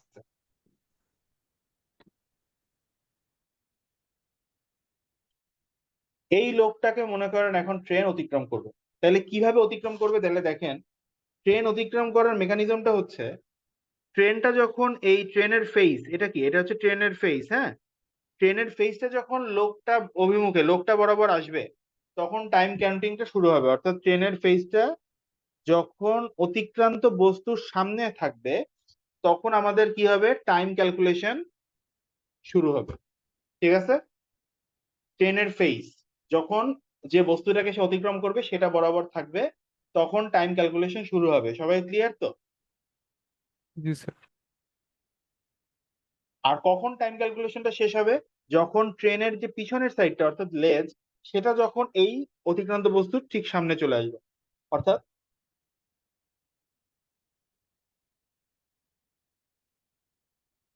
এই সময়টা। এখন খেয়াল করে দেখেন, এখন ট্রেনের লেজটা কি বস্তুর সামনে, অর্থাৎ টি সমান সমান টি। অর্থাৎ এই জায়গাতে আসলে কি হবে? আমাদের সময় গণনাটা শেষ হবে। সবাই কি বুঝতে পারছেন কথাটা? জি স্যার। তাহলে আপনারা নিজে একটু বলেন তো, ট্রেনের ফেজটা আগে ছিল এই পয়েন্টে, অর্থাৎ আমি ধরে নিলাম এ পয়েন্টে। ঠিক আছে, আর এখন ট্রেনের ফেজটা কোথায় আছে? আমি ধরে নিলাম বি পয়েন্টে, নাকি? তাহলে এই ট্রেনের যে ফেজটা আছে সে কতটুকু দূরত্ব অতিক্রম করছে বলেন তো? এই ডিস্টেন্স অতিক্রম করছে না এ থেকে বি, জি স্যার। নাকি? জি স্যার। আর এই এ থেকে বি এর যে ডিস্টেন্স এটা কি ট্রেনের নিজের যে লেন্থ সেটা সমান না? কারণ দেখেন তো এইটাই কি ট্রেনের লেন্থ না? জি স্যার। তার মানে একটা বস্তু একটা পয়েন্ট অবজেক্ট অতিক্রম করার সময় ট্রেনটা কতটুকু দূরত্ব অতিক্রম করে আমরা এই জিনিসটা একটু লিখে রাখবো উপরে। সেটা হচ্ছে এখানে লিখি, একটি পয়েন্ট অবজেক্টকে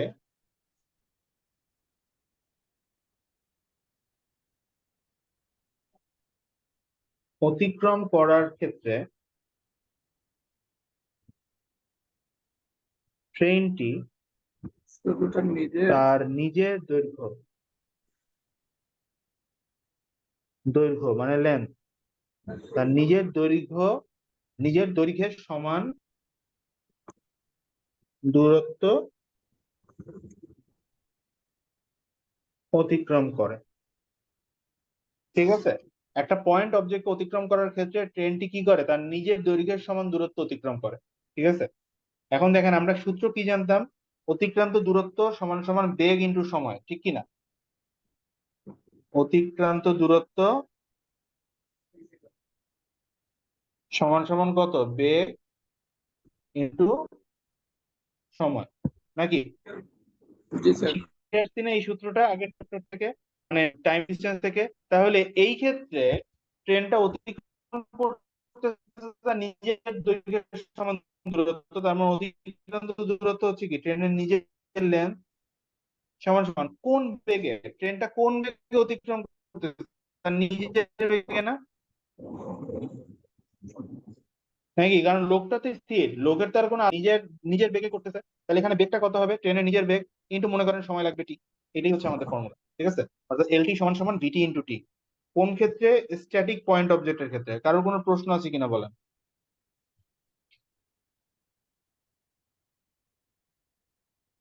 না স্যার। ঠিক আছে, ওকে। এবার আসেন number 2, static line object, SL. Static line object, SL, এইটা কি? এইটার এক্সাম্পল কি কি দেখেন, এইটার এক্সাম্পল হইতেছে লাইন অবজেক্ট কি স্ট্যাটিক স্থির লাইন অবজেক্ট কারা, মনে করেন platform, bridge, culvert, road, etcetera, আরো অনেক কিছু থাকতে পারে। ঠিক আছে, কালভার্ট, রোড, ব্রিজ, প্ল্যাটফর্ম, এদের কারণ কি এদের আলাদা লেন্থ আছে। বাট যেহেতু বস্তু দুইটা স্ট্যাটিক, স্ট্যাটিক অবজেক্টের ক্ষেত্রে কি কোনো ডিরেকশন থাকবে ভাই?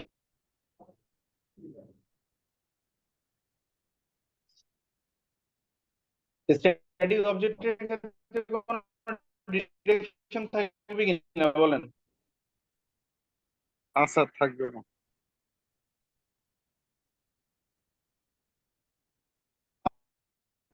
এবার একটা জিনিস একটু খেয়াল করবেন, সেটা হচ্ছে একটা লাইন এখানে দেখি, এটা কোথায় দেখা যায়, এইখানে দেখেন। মনে করেন এইটা হচ্ছে একটা প্ল্যাটফর্ম, হ্যাঁ? এই প্ল্যাটফর্মটাকে যখন ট্রেনটা অতিক্রম করবে তখন ট্রেনটা আগে কি করবে, প্ল্যাটফর্মের যে কোনো একটি প্রান্তে ট্রেনের ফেস আসবে প্রথমে, তখন কি হবে, টাইম গণনা শুরু হবে। আর কখন টাইম গণনা শেষ হবে, যখন ট্রেনের এই পিছনের প্রান্ত যেটা আছে সেটা যখন প্ল্যাটফর্মের অপর প্রান্তকে ক্রস করবে তখন, অর্থাৎ এইখানে এসে কি হবে, টি সমান সমান টি। তাহলে দেখেন এই ফেজটা কোথায় ছিল, প্রথমত ফেজটা ছিল হচ্ছে এ পয়েন্টে, এখন ফেজটা আছে কোথায়, বি পয়েন্টে। এই দুটোর মধ্যবর্তী দূরত্ব কত হবে, এ আর বির মধ্যবর্তী দূরত্ব? একটু খেয়াল করে দেখেন এই মাঝখানের যে বিন্দুটা আছে এটা যদি আমরা হিসাব করি, তাহলে এইটুকু হচ্ছে প্ল্যাটফর্মের লেন্থ অর্থাৎ লেন্থ অফ দ্য প্ল্যাটফর্ম, আর এইটুকু হচ্ছে ট্রেনটার লেন্থ অর্থাৎ লেন্থ অফ দ্য ট্রেন। অর্থাৎ একটা স্ট্যাটিক লাইন অবজেক্ট অতিক্রম করার ক্ষেত্রে ট্রেনটা কি করে, ট্রেনটা তার নিজের দৈর্ঘ্য এবং অবজেক্টের দৈর্ঘ্য দুইটা সমান দূরত্ব অতিক্রম করে। ঠিক আছে, অর্থাৎ অতিক্রান্ত দূরত্বটা কত হবে, ট্রেনের লেন্থ এবং অবজেক্টের লেন্থের সমষ্টির সমান। এই কথাটাই আমরা উপরেও লিখবো, সেটা হচ্ছে এখানে লিখে দিই একটু, সেটা হচ্ছে একটি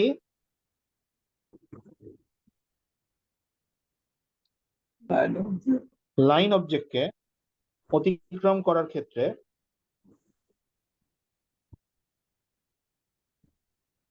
একটি লাইন অবজেক্টকে অতিক্রম করার ক্ষেত্রে ট্রেনটি তার নিজের লেন্থ এবং অবজেক্টের লেন্থের সমষ্টির সমান দূরত্ব অতিক্রম করবে। অতিক্রম করবে। ঠিক আছে, একটি লাইন অবজেক্টকে অতিক্রম করার ক্ষেত্রে ট্রেনটি তার নিজের লেন্থ এবং অবজেক্টের লেন্থের সমষ্টির সমান দূরত্ব অতিক্রম করবে। দ্যাট মিনস এই ক্ষেত্রে অতিক্রান্ত দূরত্বটা কত হবে সূত্রে? ট্রেনের লেন্থ এবং অবজেক্টের লেন্থ। বাট কোন বেগ নিয়ে অতিক্রম করবে সে বলেন? অবজেক্টটা তো স্ট্যাটিক, তাই না? এখানে আমরা কি দেখতে পাচ্ছি? অবজেক্টটা তো স্ট্যাটিক, তার মানে বেগ যার আছে সেই বেগটা আছে কার আসলে? শুধুমাত্র ট্রেনের। এবং ট্রেনের সময় লাগবে কতটুকু? ধরে নিলাম টি। ঠিক আছে, তো এইটা হচ্ছে কিসের সূত্র?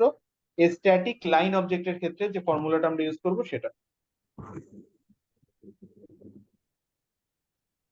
এই গেল 2 নাম্বার সূত্র। এবার আসেন 3 number, dynamic point object DP. ঠিক আছে, কি বললাম? ডাইনামিক পয়েন্ট অবজেক্ট বা ডিপি। এবার একটু খেয়াল করবেন, ডাইনামিক অবজেক্ট যেহেতু এখন আছে, কাজেই তাদের কি ডিরেকশন থাকবে না? বলেন তো। জি স্যার।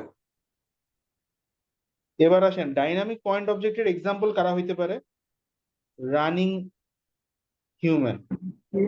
গাড়ি, কোনো গাড়ি। ইন জেনারেলি রানিং হিউম্যান মানে দৌড়াতে থাকা বা হাঁটতে থাকা মানুষ যাদের গতি আছে। ঠিক আছে, রানিং হিউম্যান এরা কি? এরা হচ্ছে সবচেয়ে বেশি ইউজ হওয়া এক্সাম্পল ডাইনামিক পয়েন্ট অবজেক্টের ক্ষেত্রে।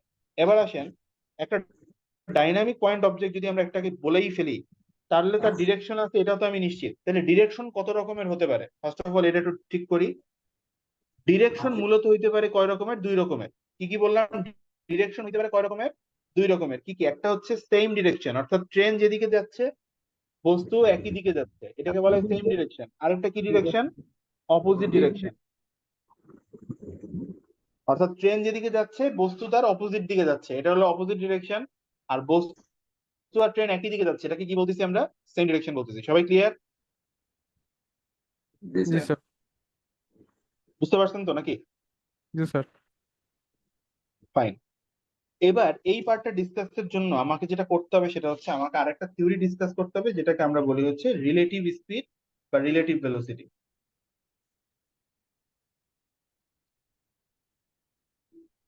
রিলেটিভ ভেলোসিটির বাংলা হচ্ছে আপেক্ষিক বেগ।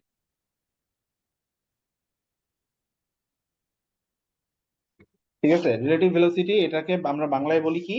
আপেক্ষিক বেগ। আপেক্ষিক বেগ বলতে কি বোঝানো হয়? একটি বস্তুর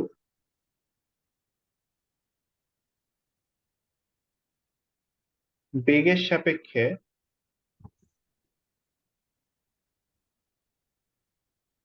অপর একটি বস্তুর বেগকে আপেক্ষিক বেগ বা রিলেটিভ স্পিড বলা হয়। ঠিক আছে, এখন রিলেটিভ স্পিডের সূত্রটা কি? রিলেটিভ স্পিডের সূত্র হচ্ছে যে দুইটা বেগ আছে তাদের পার্থক্য। হ্যাঁ, যে দুইটা বেগ আছে তাদের পার্থক্যকে আমরা কি বলি? Relative speed. এবার একটু জিনিস চিন্তা করেন, মনে করেন এই একটা রাস্তা, এই রাস্তার মধ্যে মনে করেন একটা ডিভাইডার আছে। এদিক থেকে একজন যাচ্ছে মনে করেন V1 স্পিড নিয়ে, এদিক থেকে আরেকজন যাচ্ছে V2 স্পিড নিয়ে, সেম ডিরেকশন। অর্থাৎ V1 স্পিড এবং V2 স্পিড দুইটাই কি একই ডিরেকশনে। এখন বেগ যদি দুইটাই একই ডিরেকশনে থাকে, আমি কি দুইটা কি পজিটিভ ভেলোসিটি বলতে পারি না? জি স্যার। তার মানে এই ক্ষেত্রে রিলেটিভ ভেলোসিটিটা কি হবে? V1 এবং V2 র বিয়োগফল, তাই না? কারণ দুইটাই তো পজিটিভ। বাট এই ঘটনাটাই যদি এইভাবে ঘটতো, মনে করেন রাস্তার এদিকে আছে দুইটা একটা রাস্তা, এখান থেকে একজন যাচ্ছে V1 নিয়ে কিন্তু আরেকজন আসতেছে এদিক থেকে V2 নিয়ে। ঠিক আছে? তাহলে এখন কি তাদের যে গতি, সেই যে গতিটা কি পরস্পর বিপরীতমুখী না? জি স্যার। তার মানে এই স্পিডটাকে যদি আমি পজিটিভ ধরি, তাহলে এই স্পিডটাকে কি আমার নেগেটিভ ধরতে হবে না? কারণ একটা একটা উল্টা। জি স্যার। স্যার তার মানে রিলেটিভ স্পিডটা তখন কত হবে? v1 মাইনাস মাইনাস v2, অর্থাৎ কি হয়ে যাবে? v1 প্লাস v2 হয়ে যাবে, ঠিক কিনা? জি স্যার। অর্থাৎ সেম ডিরেকশনে থাকলে রিলেটিভ স্পিডটা কি হয়? দুইটা বেগের বিয়োগফল হয়। আর অপোজিট ডিরেকশনে থাকলে রিলেটিভ স্পিডটা কি হয়? দুইটা বেগের সমষ্টি হয়। এই জিনিসটা সবার কাছে ক্লিয়ার হয়েছে কিনা বলেন? জি স্যার। এভরিওয়ান ক্লিয়ার সবাই? জি তাহলে স্যার দেখেন, যেহেতু এটা একটা পয়েন্ট অবজেক্ট, পয়েন্ট অবজেক্টের ক্ষেত্রে ট্রেনটা কি করে? তার নিজের দৈর্ঘ্যের সমান দূরত্ব অতিক্রম করে, কিছুক্ষণ আগে বলছি। তার মানে দুই ক্ষেত্রেই কি আসবে? এলটি সমান সমান আসবে, অর্থাৎ অতিক্রান্ত দূরত্বটা কি হবে? অতিক্রান্ত দূরত্বটা হবে তার নিজের দৈর্ঘ্যের সমান। কিন্তু যেহেতু এটা সেম দিকে তারা যাচ্ছে, তার মানে এক্ষেত্রে কি আসবে? ট্রেনের স্পিড থেকে অবজেক্টের স্পিডটা বিয়োগ হবে। আর অপোজিট ডিরেকশন যেহেতু, তাই ট্রেনের স্পিডের সাথে অবজেক্টের স্পিডটা কি হবে? যোগ হবে, ইনটু আমরা বলবো টি। সবাই ক্লিয়ার কিনা বলেন? জি স্যার ক্লিয়ার। ঠিক আছে?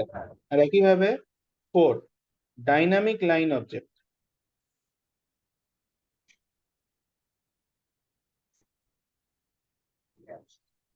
ডাইনামিক লাইন অবজেক্ট, এইখানে এইটার উদাহরণ কি? এটার উদাহরণ হচ্ছে অ্যানাদার ট্রেন। একটা ট্রেন যখন আরেকটা ট্রেনকে অতিক্রম করে, তখন কি হয়? দুইটা ট্রেনই গতিশীল, এবং দুইটারই কি নিজের সাপেক্ষে আরেকটা অবজেক্টের কি আছে? পর্যাপ্ত পরিমাণ লেন্থ আছে। তো অ্যানাদার ট্রেন, এই অনুযায়ী আপনারা আসলে কি পাবেন? অঙ্ক বেশি পাবেন। একটা ট্রেন আরেকটা ট্রেনকে ক্রস করতেছে, এই টাইপের ম্যাথ। তো এখানে কি আছে? সেম, আবার একইভাবে সেম ডিরেকশন, অপোজিট ডিরেকশন। ঠিক আছে? Same direction, opposite direction. আর আমরা কি বলছিলাম জানি কিছুক্ষণ আগে? যে লাইন অবজেক্টের ক্ষেত্রে ট্রেনটা কি করে? তার নিজের লেন্থ এবং অবজেক্টের লেন্থ, এই দুটোর সমষ্টি সমান দূরত্ব অতিক্রম করে, ঠিক কিনা? লাইন অবজেক্টের ক্ষেত্রে ট্রেনটা কি করবে? তার নিজের লেন্থ এবং অবজেক্টের লেন্থ, এই দুটোর সমষ্টির সমান দূরত্ব অতিক্রম করবে। সমান সমান কি আসবে? সেম ডিরেকশনে থাকলে কি হয়? ট্রেনের স্পিড থেকে অবজেক্টের স্পিডটা বিয়োগ হবে, ইনটু টি। আর অপোজিট ডিরেকশনে থাকলে কি হবে? ট্রেনের স্পিডের সাথে অবজেক্টের স্পিডটা যোগ হবে, ইনটু টি। সবাই ক্লিয়ার কিনা বলেন? জি স্যার ক্লিয়ার। এই যে 6টা ফর্মুলা আমরা এখানে লিখলাম, দেখেন এই যে 1 নাম্বার, 2, 3, 4, 5, 6, এই যে 6টা ফর্মুলা লিখলাম, আমাদের ট্রেন রিলেটেড যত ম্যাথ আছে সবকিছুই এই 6 ফর্মুলার মধ্যেই হয়ে যাবে। আপনাদের এখান থেকে কারোর কোনো প্রশ্ন আছে কিনা প্লিজ আস্ক করেন। না স্যার। ঠিক আছে? ওকে, তাহলে এবার আসেন আমরা যে কাজটা করবো সেটা হচ্ছে আমরা বোট অ্যান্ড স্ট্রিম, এই পার্টটা একটু এখন দেখবো। বোট অ্যান্ড স্ট্রিমের ক্ষেত্রে আমাদের আসলে কি কি থিওরি জানা লাগবে ম্যাথ করার জন্য, সেটা।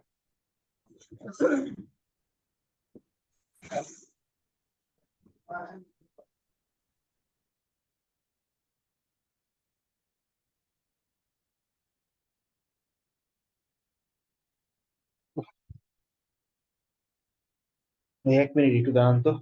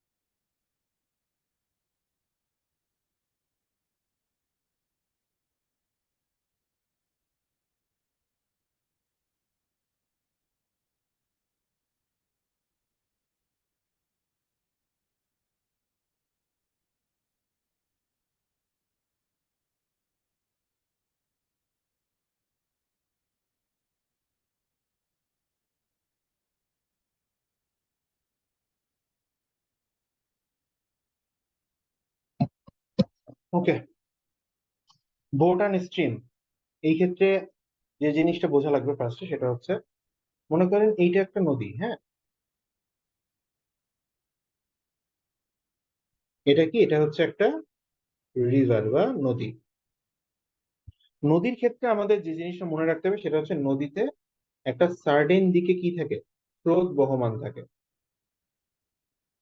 স্রোত, বাট স্রোতের দিক একই দিকে থাকে, বাট আমি নৌকা চালক হিসেবে যে কোনো দিকেই মুভ করতে পারি। আমি চাইলে নৌকা, যদি এটা নৌকা হয় আমার, বললাম এটা হচ্ছে ধরেন আমাদের বোট, এই বোটটা চাইলে আমি এদিকেও নিতে পারি, আবার এই বোটটা চাইলে আমি এদিকেও নিতে পারি, ঠিক কিনা বলেন? জি স্যার। তার মানে বোট যে কোনো দিকেই মুভ করতে পারে, বাট স্রোত সবসময় কি করবে, একটা সার্টেন দিকেই কাজ করবে। তাহলে দেখেন আমি যখন স্রোতের অনুকূলে যাব, স্রোতের অনুকূলে মানে কি, স্রোতের অনুকূলে মানে হচ্ছে আমি সেই দিকেই যাচ্ছি যেদিকে স্রোত বহমান আছে, ঠিক আছে, অর্থাৎ স্রোতের দিকে মুভ করা।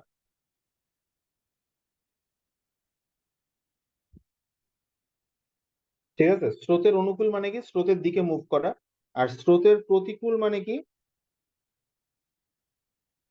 স্রোতের বিপরীত দিকে মুভ করা।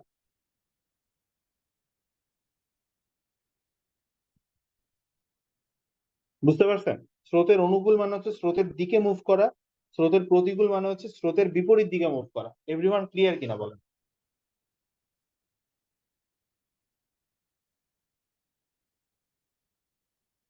Sir clear okay, sir. জি এবার স্যার। একটা জিনিস একটু বুঝেন, যে মনে করেন এই প্রশ্নতে কিন্তু তথ্যটা এভাবেই দেওয়া থাকে। মাঝে মধ্যে আপনারা দেখবেন কি, সেটা হচ্ছে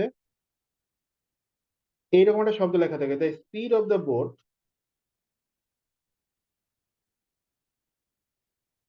ইন স্ট্যাটিক ওয়াটার। আচ্ছা, ফার্স্ট অফ অল এটা একটু বলেন আমাকে, স্ট্যাটিক ওয়াটার মানে কি? স্যার স্থির পানি। স্থির পানি। ওকে ফাইন, আমি বললাম যে স্ট্যাটিক ওয়াটার মানে হচ্ছে স্থির পানি।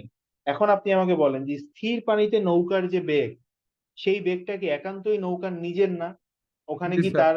তাকে অন্য কারো হেল্প পাওয়ার সুযোগ আছে বেগের জন্য? না স্যার। এইটা হচ্ছে তার মানে কি, এই জিনিসটাকে আমরা বলি হচ্ছে the speed of the boat. হ্যাঁ, অর্থাৎ নৌকার নিজস্ব গতি। এই স্পিড অফ দ্য বোটকে আমরা প্রকাশ করি কি দিয়ে, ইউ দিয়ে। ঠিক আছে, স্পিড অফ দ্য বোটকে আমরা প্রকাশ করি কি দিয়ে, নৌকার নিজস্ব যে বেগ সেটাকে আমরা প্রকাশ করি ইউ দ্বারা। এখন আসি যে স্রোতের যে বেগ, অর্থাৎ স্পিড অফ দ্য কারেন্ট, স্রোতের যে বেগ এটাকে আমরা কি ধরবো, ভি। অর্থাৎ এই যে স্রোত গুলা যাচ্ছে না, এটাকে আমি ধরবো কত, ভি। ক্লিয়ার? জি স্যার। তাহলে এবার আসেন, স্রোতের অনুকূলে এটাকে ইংরেজিতে বলা হয় ডাউন স্ট্রিম স্পিড। দেখেন তার মানে কি, স্রোতের অনুকূলে বেগ,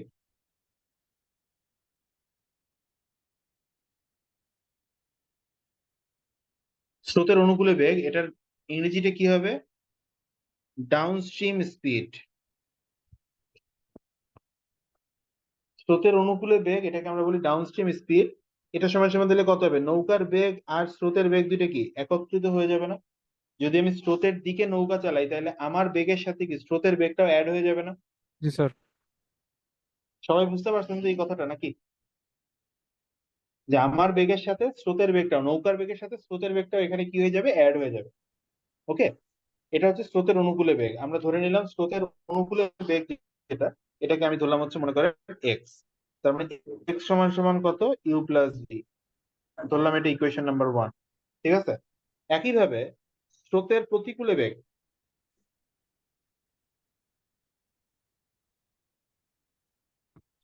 অর্থাৎ আপস্ট্রিম স্পিড, এটা দিলে কত হবে, দেখেন আমি যখন স্রোতের প্রতিকূলে আগাতে যাব, তখন স্রোত কাজ করতেছে এই বরাবর, আমি একটু নীল কালি দিয়ে দেখাই, স্রোতটা কাজ করতেছে এই বরাবর, আর আমার নৌকা যাইতেছে এই বরাবর। এখন আমি যদি স্রোতের বিপরীত দিকে আগাতে চাই, তাহলে অবশ্যই আমার যে নৌকার স্পিড সেটা কি স্রোতের স্পিডের থেকে বেশি হইতে হবে না, যাতে করে আমি ওইটাকে কাউন্টার করেও সামনে আগাতে পারি। জি স্যার। তার মানে স্রোতের প্রতিকূলে কি হবে, নৌকার বেগ থেকে স্রোতের বেগটা কি হবে, বিয়োগ হবে। কারণ এখানে আসলে আমি কি যাচ্ছি, স্রোতের বিপরীত দিকে যাচ্ছি যেহেতু, তাই আমি বারবারই কি করব, স্রোতের কারণে আমি আমার কিছু বেগ হারাবো।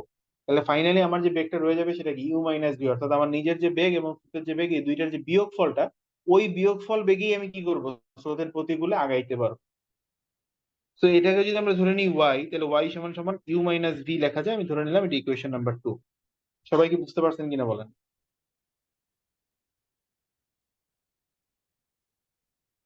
জি স্যার, বুঝতে পারছি। তার মানে এখন আমরা একটা কাজ করব, দুইটা কাজ, একটা হচ্ছে 1 নাম্বার এবং 2 নাম্বার ইকুয়েশনটাকে আমরা কি করব, পরস্পরের সাথে যোগ দিয়ে দেবো। তাহলে কি আসবে, X plus Y equals to কত, U plus V plus U minus V, অর্থাৎ 2u। সুতরাং ইউ সমান সমান কত, X plus Y divided by 2, ঠিক কিনা? জি রাইট। অর্থাৎ নৌকার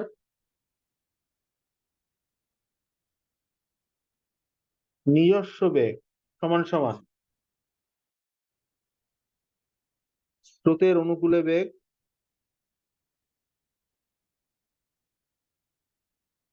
প্লাস স্রোতের প্রতিকূলে বেগ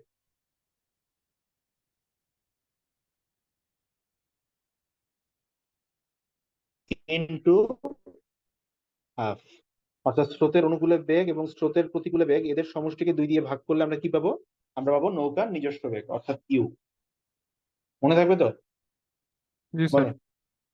একইভাবে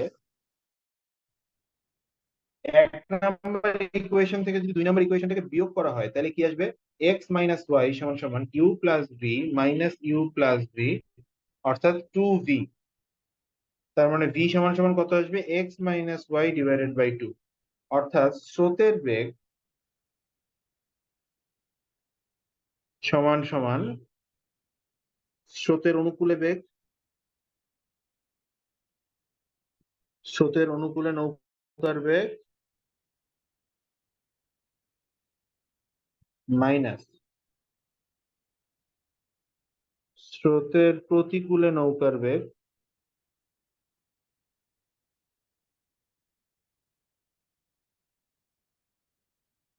ডিভাইডেড বাই 2। ক্লিয়ার সবাই? জি স্যার। সবাই বুঝতে পারছেন? জি স্যার। এই পর্যন্ত আপনাদের কারো কোনো প্রশ্ন আছে কিনা বলেন। না স্যার। ওকে, তাহলে এবার আসেন, আমাদের আরেকটা পার্ট আছে, সেটা হচ্ছে রিটার্ন ট্রিপ।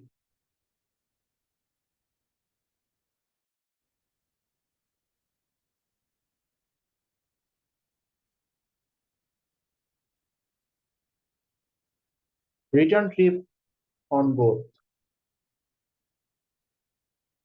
নৌকায় একটা রিটার্ন ট্রিপের ব্যাপারটা কেমন হয় সেটা, তাহলে দেখেন আমরা একটু আগে প্রেমিসটা সেট করি। মনে করেন এই হচ্ছে একটা নদী, হ্যাঁ, এই নদীতেই মনে করেন একটা পয়েন্ট আছে, পয়েন্টটা হচ্ছে এ বিন্দু। এই এ বিন্দু থেকে আপনি মনে করেন নৌকা নিয়ে জার্নি করছেন কোন পর্যন্ত, আমি মনে করলাম বি বিন্দু পর্যন্ত। এই জায়গাটাতে আপনি কি করছেন, আপনি নৌকা নিয়ে জার্নি করবেন, ঠিক আছে? এ বিন্দু থেকে কোথায়, বি বিন্দুতে। ধরে নিলাম এই দুইটা বিন্দুর মধ্যবর্তী দূরত্ব হচ্ছে ডি কিলোমিটার। ওকে, এ থেকে বি এর মধ্যবর্তী দূরত্ব হচ্ছে ডি কিলোমিটার। এখন কি করছেন, আপনি নৌকা নিয়ে বি তে গেছেন, আর গিয়ে আবার কি করছেন, এ তে ফেরত গেছেন, ঠিক আছে? এ থেকে বি তে আপনি নৌকা নিয়ে আসছেন, আবার কি করছেন, বি থেকে এ তে নৌকা নিয়ে ফেরত গেছেন। তাহলে এটা কি, এটা রাউন্ড ট্রিপ হয়ে গেল না বলেন তো, রিটার্ন ট্রিপ বা রাউন্ড ট্রিপ? জি স্যার।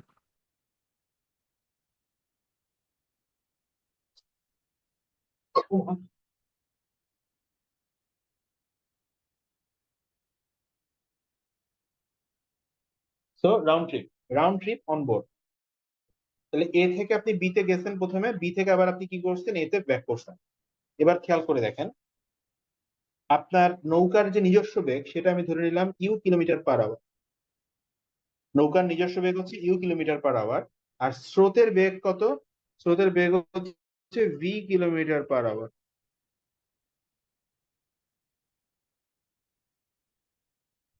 আর এটা কি? নৌকার নিজস্ব বেগ নাকি? জি স্যার। আমাকে এখন বলতে হবে যে, এবং আমি ধরে নিলাম কি টোটাল যে সময় লাগছে আমার এই যাওয়া আসা, total time taken to complete the trip, total time taken to complete the trip equals to কত? টি আওয়ার্স। ঠিক আছে, এই হচ্ছে আমাদের প্রবলেমের প্রেমিস। এখন আমরা এখান থেকে ক্যালকুলেশন শুরু করব।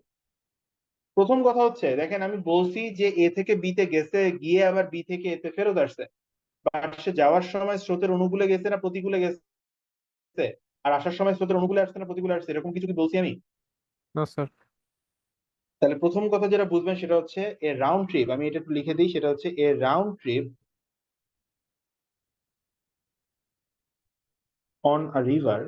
একটা রিভারে যখন আপনি রাউন্ড ট্রিপ দিবেন, round trip on a river is a combination. এই রাউন্ড ট্রিপটা আসলে কি হবে? একটা কম্বিনেশন হবে। Combination of what?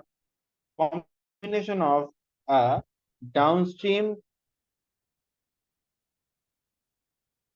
Trip and an upstream trip.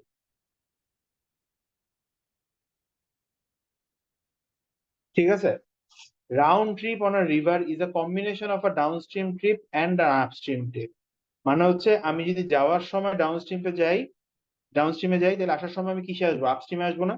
বলেন তো। জি স্যার।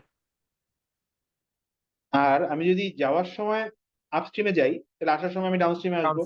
তাহলে জি যেভাবেই আমি চিন্তা করি না কেন, ইভেনচুয়ালি এটা কি হবে? একটা আপস্ট্রিম ট্রিপ এবং একটা ডাউনস্ট্রিম ট্রিপের কম্বিনেশন হবে, ঠিক কিনা? জি স্যার। কারণ আমি ধরে নিলাম যে যাওয়ার সময় আমি কিসে করছি? আপস্ট্রিমে ডাউনস্ট্রিমে গেছি। তাহলে যাওয়ার সময় আমার সময় কতটুকু লাগছে বলেন তো? এই ডি দূরত্ব আমি গেছি কোন স্পিডে? ইউ প্লাস ভি স্পিডে, নাকি? যেহেতু আমি ডাউনস্ট্রিমে গেছি, ঠিক কিনা? জি স্যার। আর একইভাবে আমি যখন ফেরত আসছি, তখন যদি আমার সময় লাগে টি2, তাহলে সেই টি2 সমান সমান কত হবে? ডি দূরত্ব আসছি ইউ মাইনাস ভি স্পিডে, ঠিক কিনা? কারণ আসার সময় আমি আসছি কিসে? এটা গেছি ডাউনস্ট্রিমে, এটা আসছি কিসে? আপস্ট্রিমে, রাইট? জি স্যার। এবার চিন্তা করে বলতো, টোটাল রিটার্ন রাউন্ড ট্রিপটা কভার করার জন্য আমার সময় লাগছিল কতটুকু? টি আওয়ার্স। তার মানে আমি কি বলতে পারি? সুতরাং এই টি সমান সমান কি হবে? টি1 প্লাস টি2 হবে না? জি স্যার বলা যায়। বলা যায়। আর এই টি1 এর ভ্যালু কত? D divided by u plus V plus divided by u minus v. লেখা যাবে এটা এভাবে। বা এইখানে জি যদি আমরা এখন নিচে U plus V into U minus V করি, তাহলে D into U minus V plus D into U plus V লেখা যাবে না? জি স্যার। আর সমান সমান নিচে U square minus V square আমি লিখতে পারি A plus into A minus যে সূত্র সেটা অনুযায়ী U square minus V square. আর উপরে আমি যদি ডি কমন নেই, তাহলে কত থাকবে বলেন তো? ইউ প্লাস ইউ, 2u, আর ভি কাটাকাটি চলে যাবে, দ্যাট মিনস উপরে থাকবে 2u, ঠিক কিনা? জি স্যার। সুতরাং T into U square minus V square equals to কত? 2u, sorry 2ud। বা ডি সমান সমান তাহলে কত হবে? ডি সমান সমান হবে u square minus V square into t divided by 2u। এই যে লাইনটা আমি এখানে লিখলাম, এই লাইনটার ক্ষেত্রে দিয়ে আমরা কি করব? এটা হচ্ছে আমাদের জন্য একটা ফর্মুলা হিসেবে কাজ করবে ফর প্রিলিমিনারি এক্সাম। প্রিলিমিনারি এক্সামে যদি কখনো আমরা দেখি যে একটা রাউন্ড ট্রিপের ম্যাথ মানে বোট অ্যান্ড স্ট্রিম থেকে চলে আসছে, তখন আমরা এই ফর্মুলাটা ইউজ করতে পারি। যদি মনে থাকে, প্রিলিতে এক লাইনে দিলে আমাদের উত্তর হয়ে যাবে। সবাই কি ডেরিভেশনটা বুঝতে পারছেন কিনা বলেন? জি স্যার ক্লিয়ার। এই জিনিসগুলোই দেখবেন কি কোনো না কোনো বইয়ে কি করে, এইটাই একটা ফর্মুলা আকারে মানে ম্যাজিক টেকনিক আকারে দিয়ে দিছে। এখানে কোনো ম্যাজিক আসলে কিন্তু নাই, ঠিক আছে? পুরো বিষয়টাই কি? পুরো বিষয়টাই হচ্ছে আসলে একটা ম্যাথমেটিক্যাল ক্যালকুলেশন। এইটুকু করলেই আমরা কি করতে পারি? এক মিনিট একটু দাঁড়ান একটু দাঁড়ান।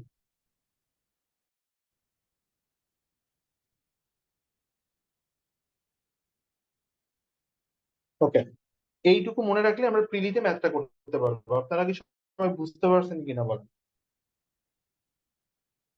জি স্যার, বুঝতে পারছি। আচ্ছা, ঠিক আছে। তো এই যে থিওরি গুলো আমরা আজকে ক্লাসে পড়লাম, আমাদের আসলে এই থিওরি গুলাই আগামী ক্লাসে ম্যাথ করতে লাগবে। এই কি বলে, ট্রেন ডিস্টেন্সের, মানে ট্রেন অ্যান্ড বোটের। আপনারা বোটের যে ট্রেনের যে 6টা ফর্মুলা আর বোটের ভিতরে আমি যে জিনিসগুলো ডিসকাস করলাম এগুলো একটু রিভাইজ করবেন। আর হচ্ছে আমরা নেক্সট ক্লাসটা একটু তাহলে আমি বলে দিই, সেটা হচ্ছে আপনাদের সাথে আমার নেক্সট ক্লাসটা কবে, আমার সাথে উইকে কয়টা করে ক্লাস হচ্ছে ভাই? একটাই? স্যার 2টা করে এভারেজে। আরেকটা ক্লাস কি বৃহস্পতিবার হয় আপনাদের? জি স্যার, বৃহস্পতিবার থেকে। হ্যাঁ, রাইট। তো এই যে থার্সডে, বৃহস্পতিবার কত তারিখ পড়ছে? বৃহস্পতিবার পড়ছে হচ্ছে 13, তার মানে 12 তারিখ। 12 তারিখ ছিল ফ্রাইডে, তাহলে 19 তারিখ।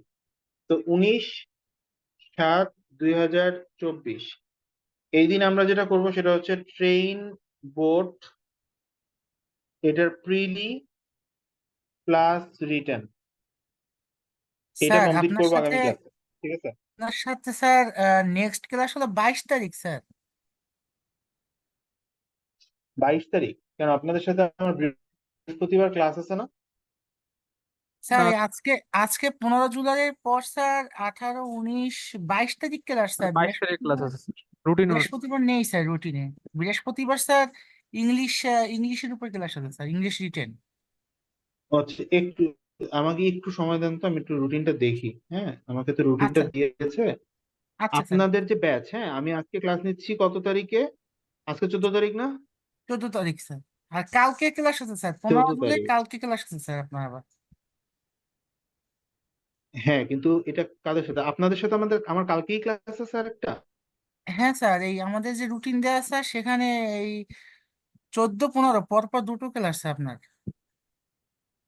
আচ্ছা, তাহলে তো কালকের দিনেই করতে হবে, এটা কিছু করার নাই। এটা আমি একটু চেঞ্জ করে বলি, সেটা হচ্ছে কালকে 15 তারিখ, 15/7/2024 আমরা এই ট্রেন বোটের প্রিলিয়ার রিটেন ক্লাসটা আগামী দিন করবো। আর এর পরের যে ক্লাসটা আমাদের আছে 22 তারিখে, জি 22 তারিখে আপনাদের সাথে আবার ওল্ড ব্যাচের ক্লাস আছে। এখানে প্রবাবিলিটির ক্লাস না, এটা পারা যাবে না ভাই। হ্যাঁ, প্রবাবিলিটি আগে করা যাবে না। আমি একটু রিসাবেল করে দিই, এটা আপনারা একটু মাথায় রাখবেন। 22/7/2024 আমি কি আপনাদের সাথে এখনো স্টেটের ক্লাসটা করেছি? আমরা কি স্টেট করেছি এখনো? না স্যার, এখন স্টেট না করা হয় স্যার, নাই। না স্যার সেট হয়নি। স্টেট পড়া হয়নি। শুনেন, এই যে সেট, পারমুটেশন, কম্বিনেশন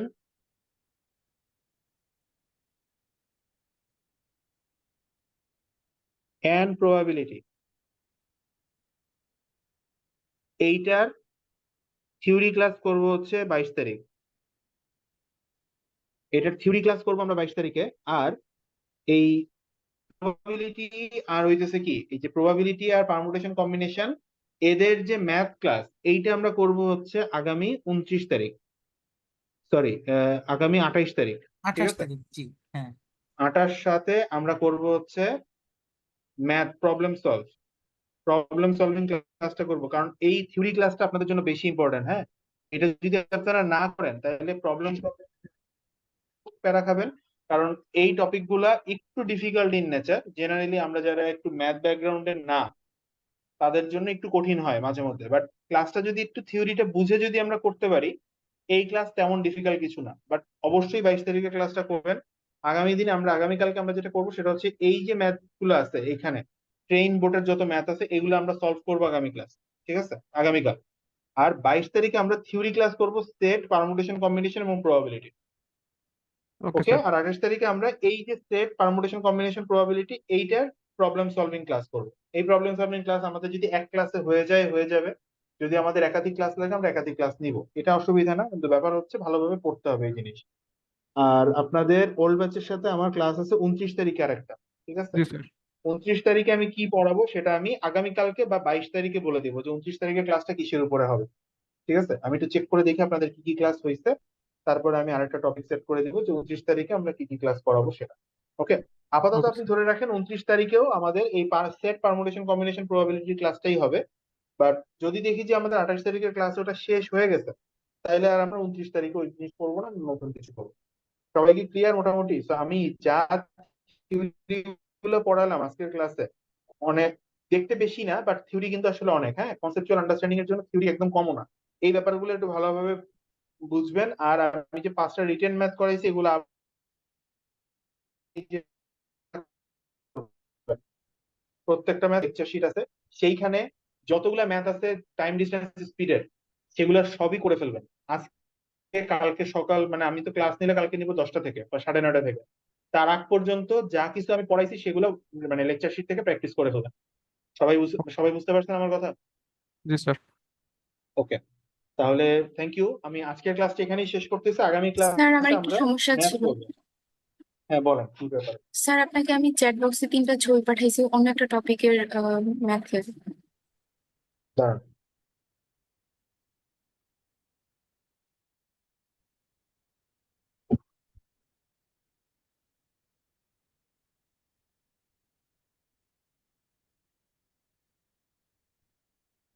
ছাব্বিশ নম্বর, জি sir.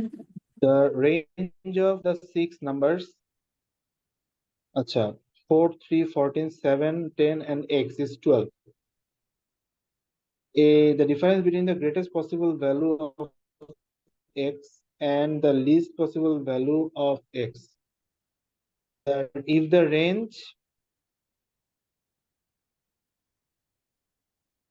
range of six numbers, আচ্ছা এইটা আমরা সেটের ক্লাস যেদিন করবো আপু, হ্যাঁ ওই দিন করবো। হ্যাঁ, যে রেঞ্জ আসলে কিভাবে আমরা ডিনোট করি, একটা সেটের রেঞ্জ বলতে আসলে কি বোঝায়, স্যার এটা আমার আমি এই এখন বললে সপ্তাহে একটা আসলে মানে পরীক্ষা আছে, তো এই জন্য স্যার কোশ্চেন সলভ করতেছিলাম।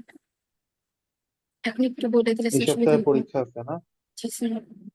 আচ্ছা, দাঁড়ান আমি আগের দুইটা ম্যাথ একটু দেখি, ওগুলাতে কি অবস্থা। এইখানে কোনটা প্রবলেম? স্যার এই এইটাই ক্যালকুলেশনটা মানে বুঝতেছি না, এটা মুখে মুখে মানে অল্প সময় কিভাবে সলভ করবো, এখানে তো পাওয়ার মানে।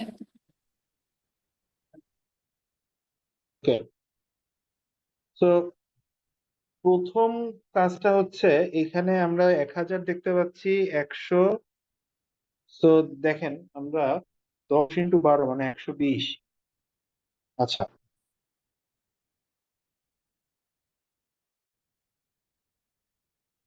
প্রশ্নটা কি ছিল আমাকে একটু প্রশ্নটা বলতে পারেন? জি স্যার পারবো একটু।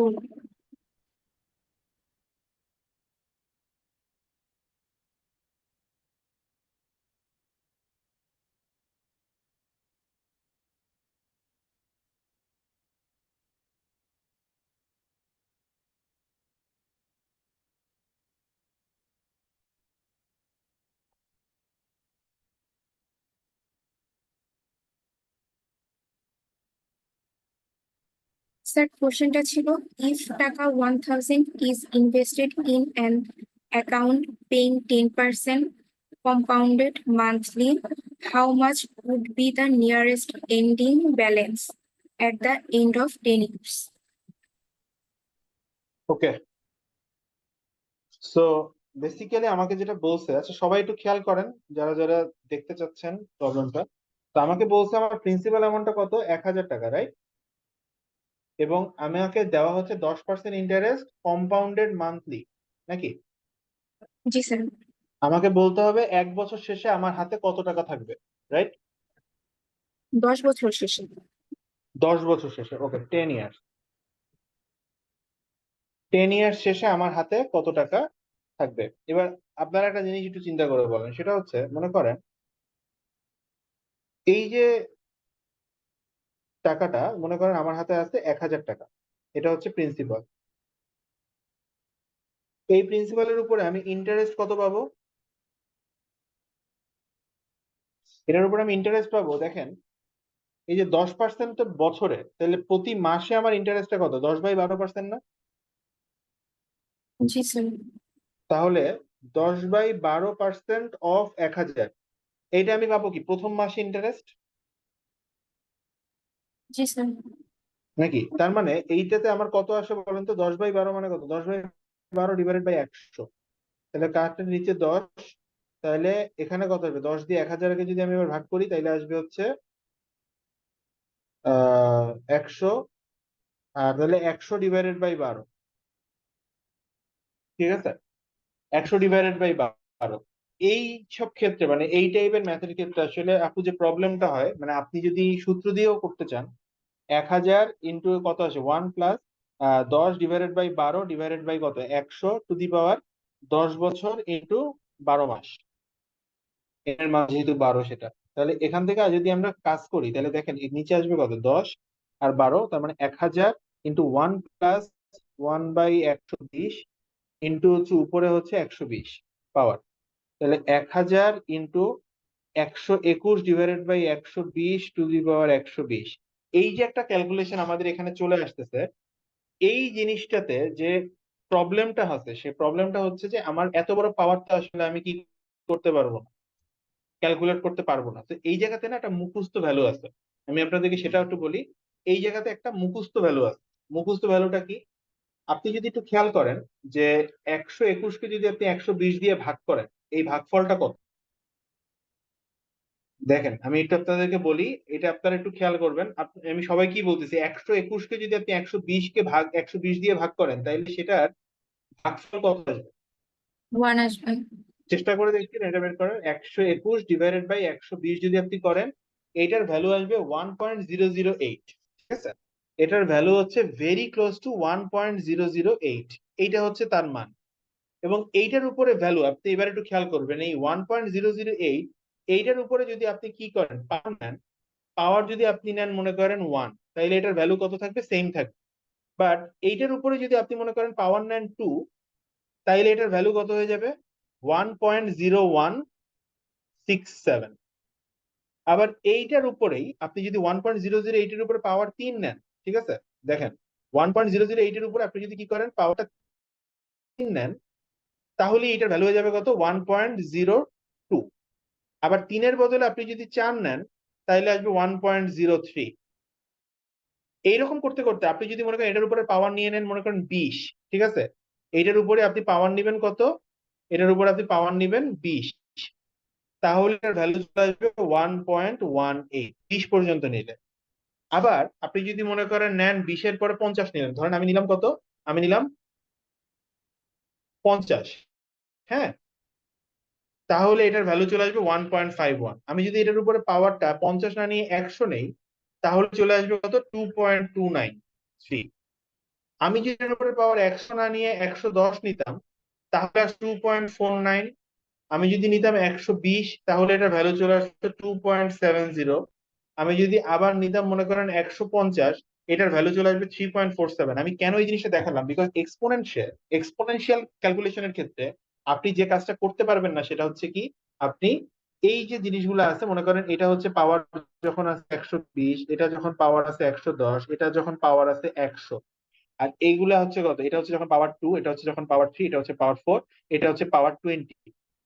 এই যে কয়েকটা পাওয়ার আমি এখানে লিখলাম 20, 100, 110, 120, আপনাকে যেটা করতে হবে মূলত এই টাইপের ইকুয়েশনের ক্ষেত্রে আপনাকে এগুলো মনে রাখতে হবে যদি আপনি এটা অ্যান্সার করতে চান, ঠিক আছে? আর আপনি যদি প্রিন্সিপাল ইন্টারেস্ট আলাদা করতে চান, এখানে মান্থলি বলার কারণে আপনাকে এই কাজটাই 12 বার করতে হবে। যদি আপনি 1 বছরেরটাও বের করতে চান তো সেটাও ফিজিবল অপশন না।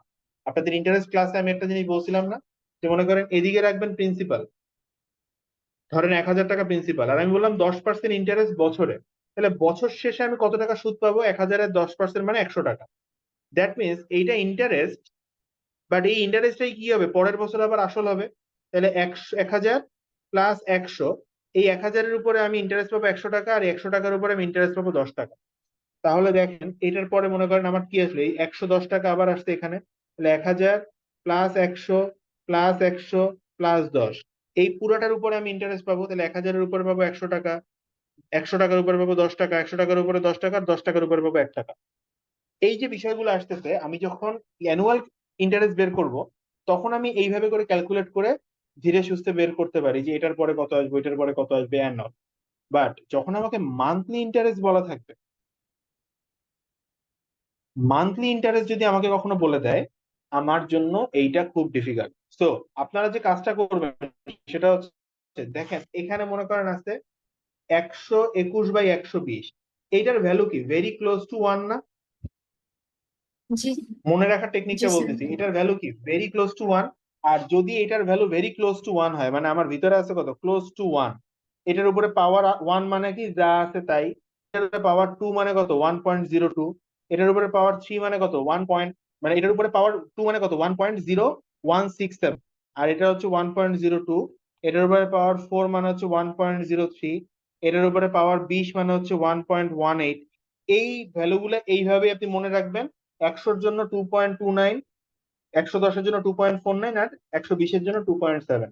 কেন বললাম? কারণ ম্যাক্সিমাম ক্ষেত্রে আমার উপরের পাওয়ারটা এই 7টা ভ্যালুর ভিতরে যে কোনো একটা জেনারেলি থাকে।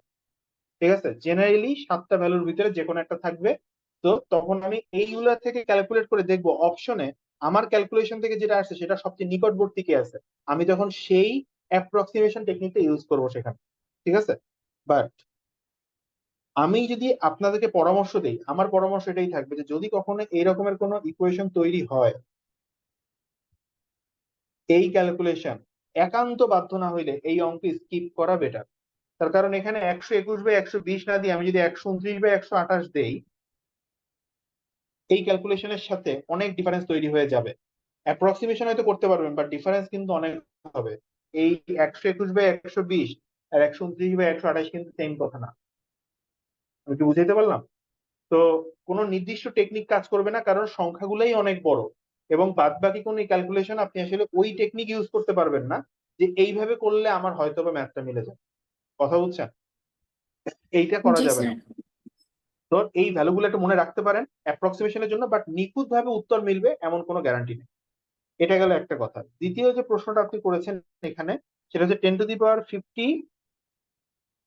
আচ্ছা, এটা কি রিটেন অ্যাজ এন ইন্টিজার? আচ্ছা, 10⁻50 -74, আচ্ছা এটা মাইনাস সাইন। ওকে, তো আমি একটু এই প্রবলেমটা আমি একটু কেটে নিয়ে যাই।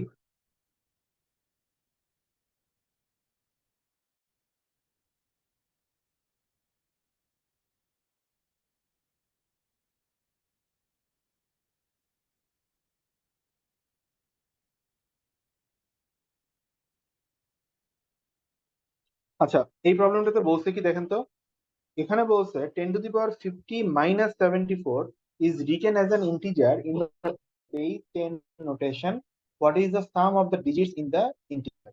এই ইন্টিজারের ডিজিট গুলোর সামেশন কত হবে এইটা আমাকে বের করতে বলছে। 10⁻50 -74। এবার আপনারা একটা কথা আমাকে বলেন, 10⁻50 মানে কি? 10⁻50 মানে একের পরে কয়টা শূন্য? 50টা শূন্য না? জি স্যার।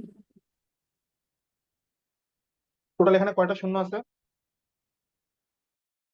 50টা। মাইনাস কত? 74, রাইট? জি স্যার।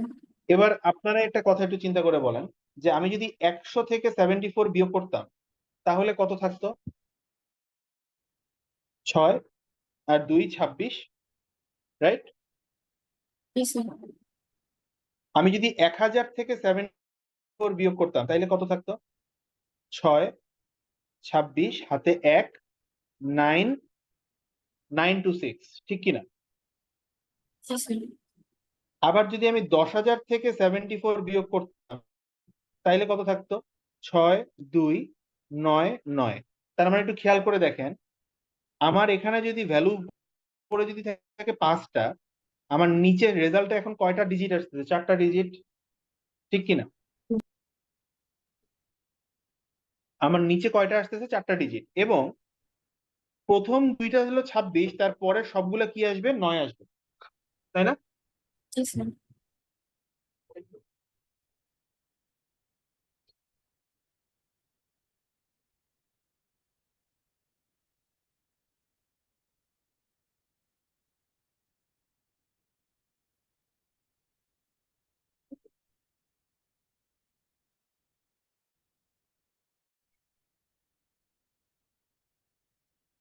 তো দেখেন 5টা যখন আমি নিচ্ছি তখন আমার নিচে রেজাল্ট আসছে 4টা, প্রথম দুইটা 26, তারপরে দুইটা 9। একইভাবে আপনি যদি 10,000-এর জায়গায় যদি 1 লাখ করতেন, এখান থেকে যদি 74 বিয়োগ করতেন তাহলে কি আসতো, এদিকে আসতো 26, আর উপরে যেহেতু আছে কয়টা, 6টা, তাইলে এখানে কি বাকি 3টা ঘর ফিল আপ হবে কি দিয়ে, 3টা 9 দিয়ে। ঠিক কিনা বলেন? জি স্যার। তার মানে এইখানে যেহেতু আমার শূন্য কয়টা আছে, 50টা, তার মানে আমার টোটাল ঘর কয়টা আছে এখানে বলেন, 51টা ঘর। আমার এখানে টোটাল ঘর আছে 51টা। এই 51টা থেকে ঘর থেকে আমি যখন 74 বিয়োগ করব, তখন আমার প্রথম দুইটা ঘর কত আসবে, 26। আর এই দুইটা ঘর গেলে আমার কত থাকে, দুইটা ঘর অলরেডি ফিল আপ, 51টার জায়গায় নিচে আসবে 50টা, 50টার ভিতরে দুইটা ঘর অলরেডি ফিল আপ, তাহলে বাকি যে 48টা ঘর এখানে আছে, এই 48টা ঘরে কি থাকবে, 9। 9 থাকবে। কথা ক্লিয়ার কিনা আপু বলেন, আপনি বুঝতে পারছেন তো প্রশ্নটা যিনি করছিলেন? জি স্যার। তার মানে 48টা 9-এর যোগফল কত হবে, 48 ইন্টু 9 প্লাস 2 প্লাস 6, ডিজিটগুলো সামেশন এখান থেকে বের হয়ে আসবে না? 48 9 কত হয়, 480 থেকে 48 বিয়োগ করলে কত থাকে, 480 থেকে 40 বিয়োগ করলে থাকবে 440, আরো 8 বিয়োগ করলে থাকবে 432। 432 প্লাস 8 ইকুয়ালস টু কত হবে, 440, অর্থাৎ এখানে ডিজিটগুলোর সামেশন কত হবে, 440।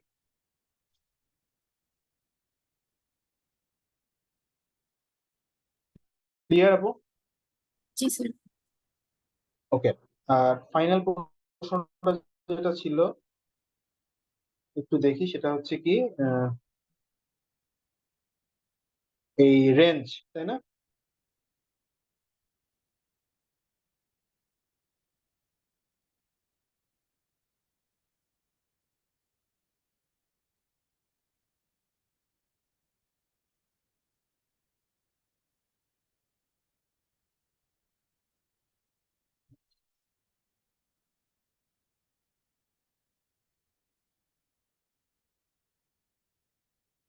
ওকে, একটু খেয়াল করেন এই ম্যাথটাতে কি বলছে, if the range of 6 numbers, কি কি নাম্বার, একটা হচ্ছে 4 3 14 7 10 এন্ড x, এদের রেঞ্জ কত, এদের রেঞ্জ হচ্ছে 12। নাও রেঞ্জ মানে হচ্ছে কি, রেঞ্জ মানে হইতেছে এই সেটের ভিতরে থাকা সর্বোচ্চ ভ্যালু যেটা এবং এই সেটের ভিতরে থাকা সর্বনিম্ন ভ্যালু যেটা, তাদের পার্থক্য কত হবে, তাদের পার্থক্য হবে 12। রেঞ্জ বলতে কি বোঝায়, রেঞ্জ হচ্ছে difference between highest value and lowest value. ঠিক আছে, রেঞ্জ মানে হচ্ছে difference between highest value and lowest value. এখন আপনারা একটা কথা বলেন, এক্স ভ্যালুটাকে যদি আমরা একটু না দেখি, বাকি 5টার ভিতরে সবচেয়ে বড় ভ্যালুটা কত, 14। 14। আচ্ছা, এই 14 যদি হয়ে থাকে সবচেয়ে বড় ভ্যালু, তাহলে 14 মাইনাস 4, একটু চিন্তা করে দেখেন, 14 মাইনাস 4 হয় 10, 14 মাইনাস 3 হয় 11, 14 মাইনাস 7 হয় 7, 14 মাইনাস 10 হয় 4। ঠিক আছে, এক মিনিট স্যার। হ্যাঁ,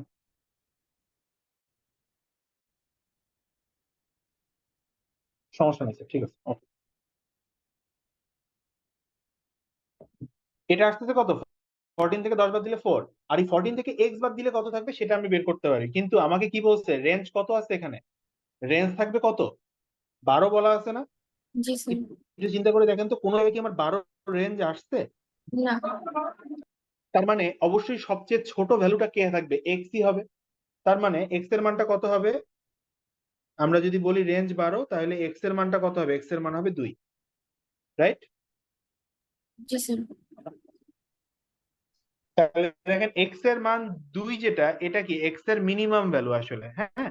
x এর মান যদি 2 এর কম হয় তাইলে কি হবে না, রেঞ্জ আর 12 থাকবে না, রেঞ্জ আরো বেড়ে যাবে তখন, রাইট? আর জি স্যার।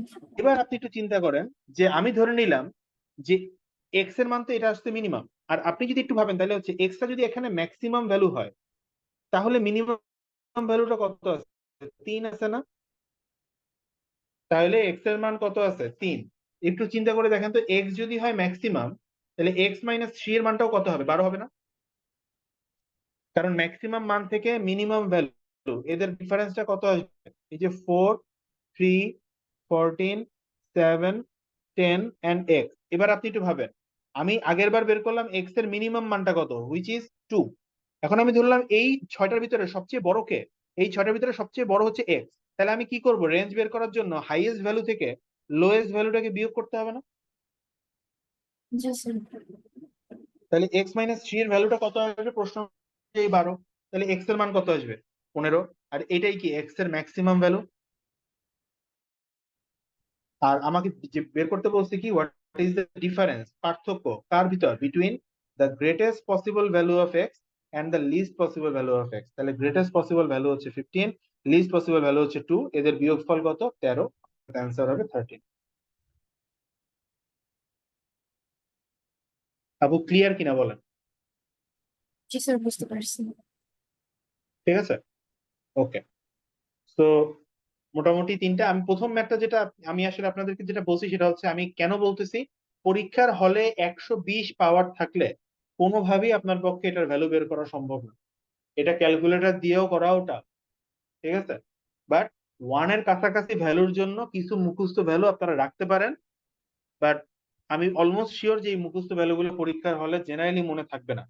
তো এই টাইপের ম্যাথ যদি কখনো আসে, মানে একদম যদি সুনিশ্চিত না থাকেন, বাদ দিয়ে দিয়েন। 1 নাম্বার পাওয়ার চাইতে -0.25 ঠেকানোটা ইম্পর্টেন্ট বেশি, ঠিক আছে। আচ্ছা। আমি কি বুঝাইতে পারলাম আপু? তাহলে এই তিনটা ম্যাথ ছাড়া আর কোনো প্রবলেম আছে না আপাতত স্যার। দেখানোর মতো? না স্যার। তাহলে আমাদের তো এই সপ্তাহে আরেকটা ক্লাস আছে, হ্যাঁ, যদি আরো কোনো প্রবলেম থাকে আমাকে দেখায়েন, পরীক্ষার আগে যদি সম্ভব হয় সলভ করে দেবো। ওকে, আচ্ছা। তাহলে আচ্ছা স্যার। আর যদি কারো কোনো প্রশ্ন না থাকে, তাহলে আমি আজকের ক্লাসটা এখানেই শেষ করবো। কারো কোনো প্রশ্ন আছে কিনা? না স্যার। ওকে, তাহলে আজকের মতো ক্লাস এখানেই শেষ করছি। আগামী ক্লাসে আমরা যে শিডিউলটা বললাম, আগামীকালকে আমরা ওই শিডিউল অনুযায়ী ট্রেন বোটের ম্যাথ করব, ঠিক আছে, রিটেন অ্যান্ড প্রিলি। সে পর্যন্ত সবাই ভালো থাকেন, থ্যাংক ইউ।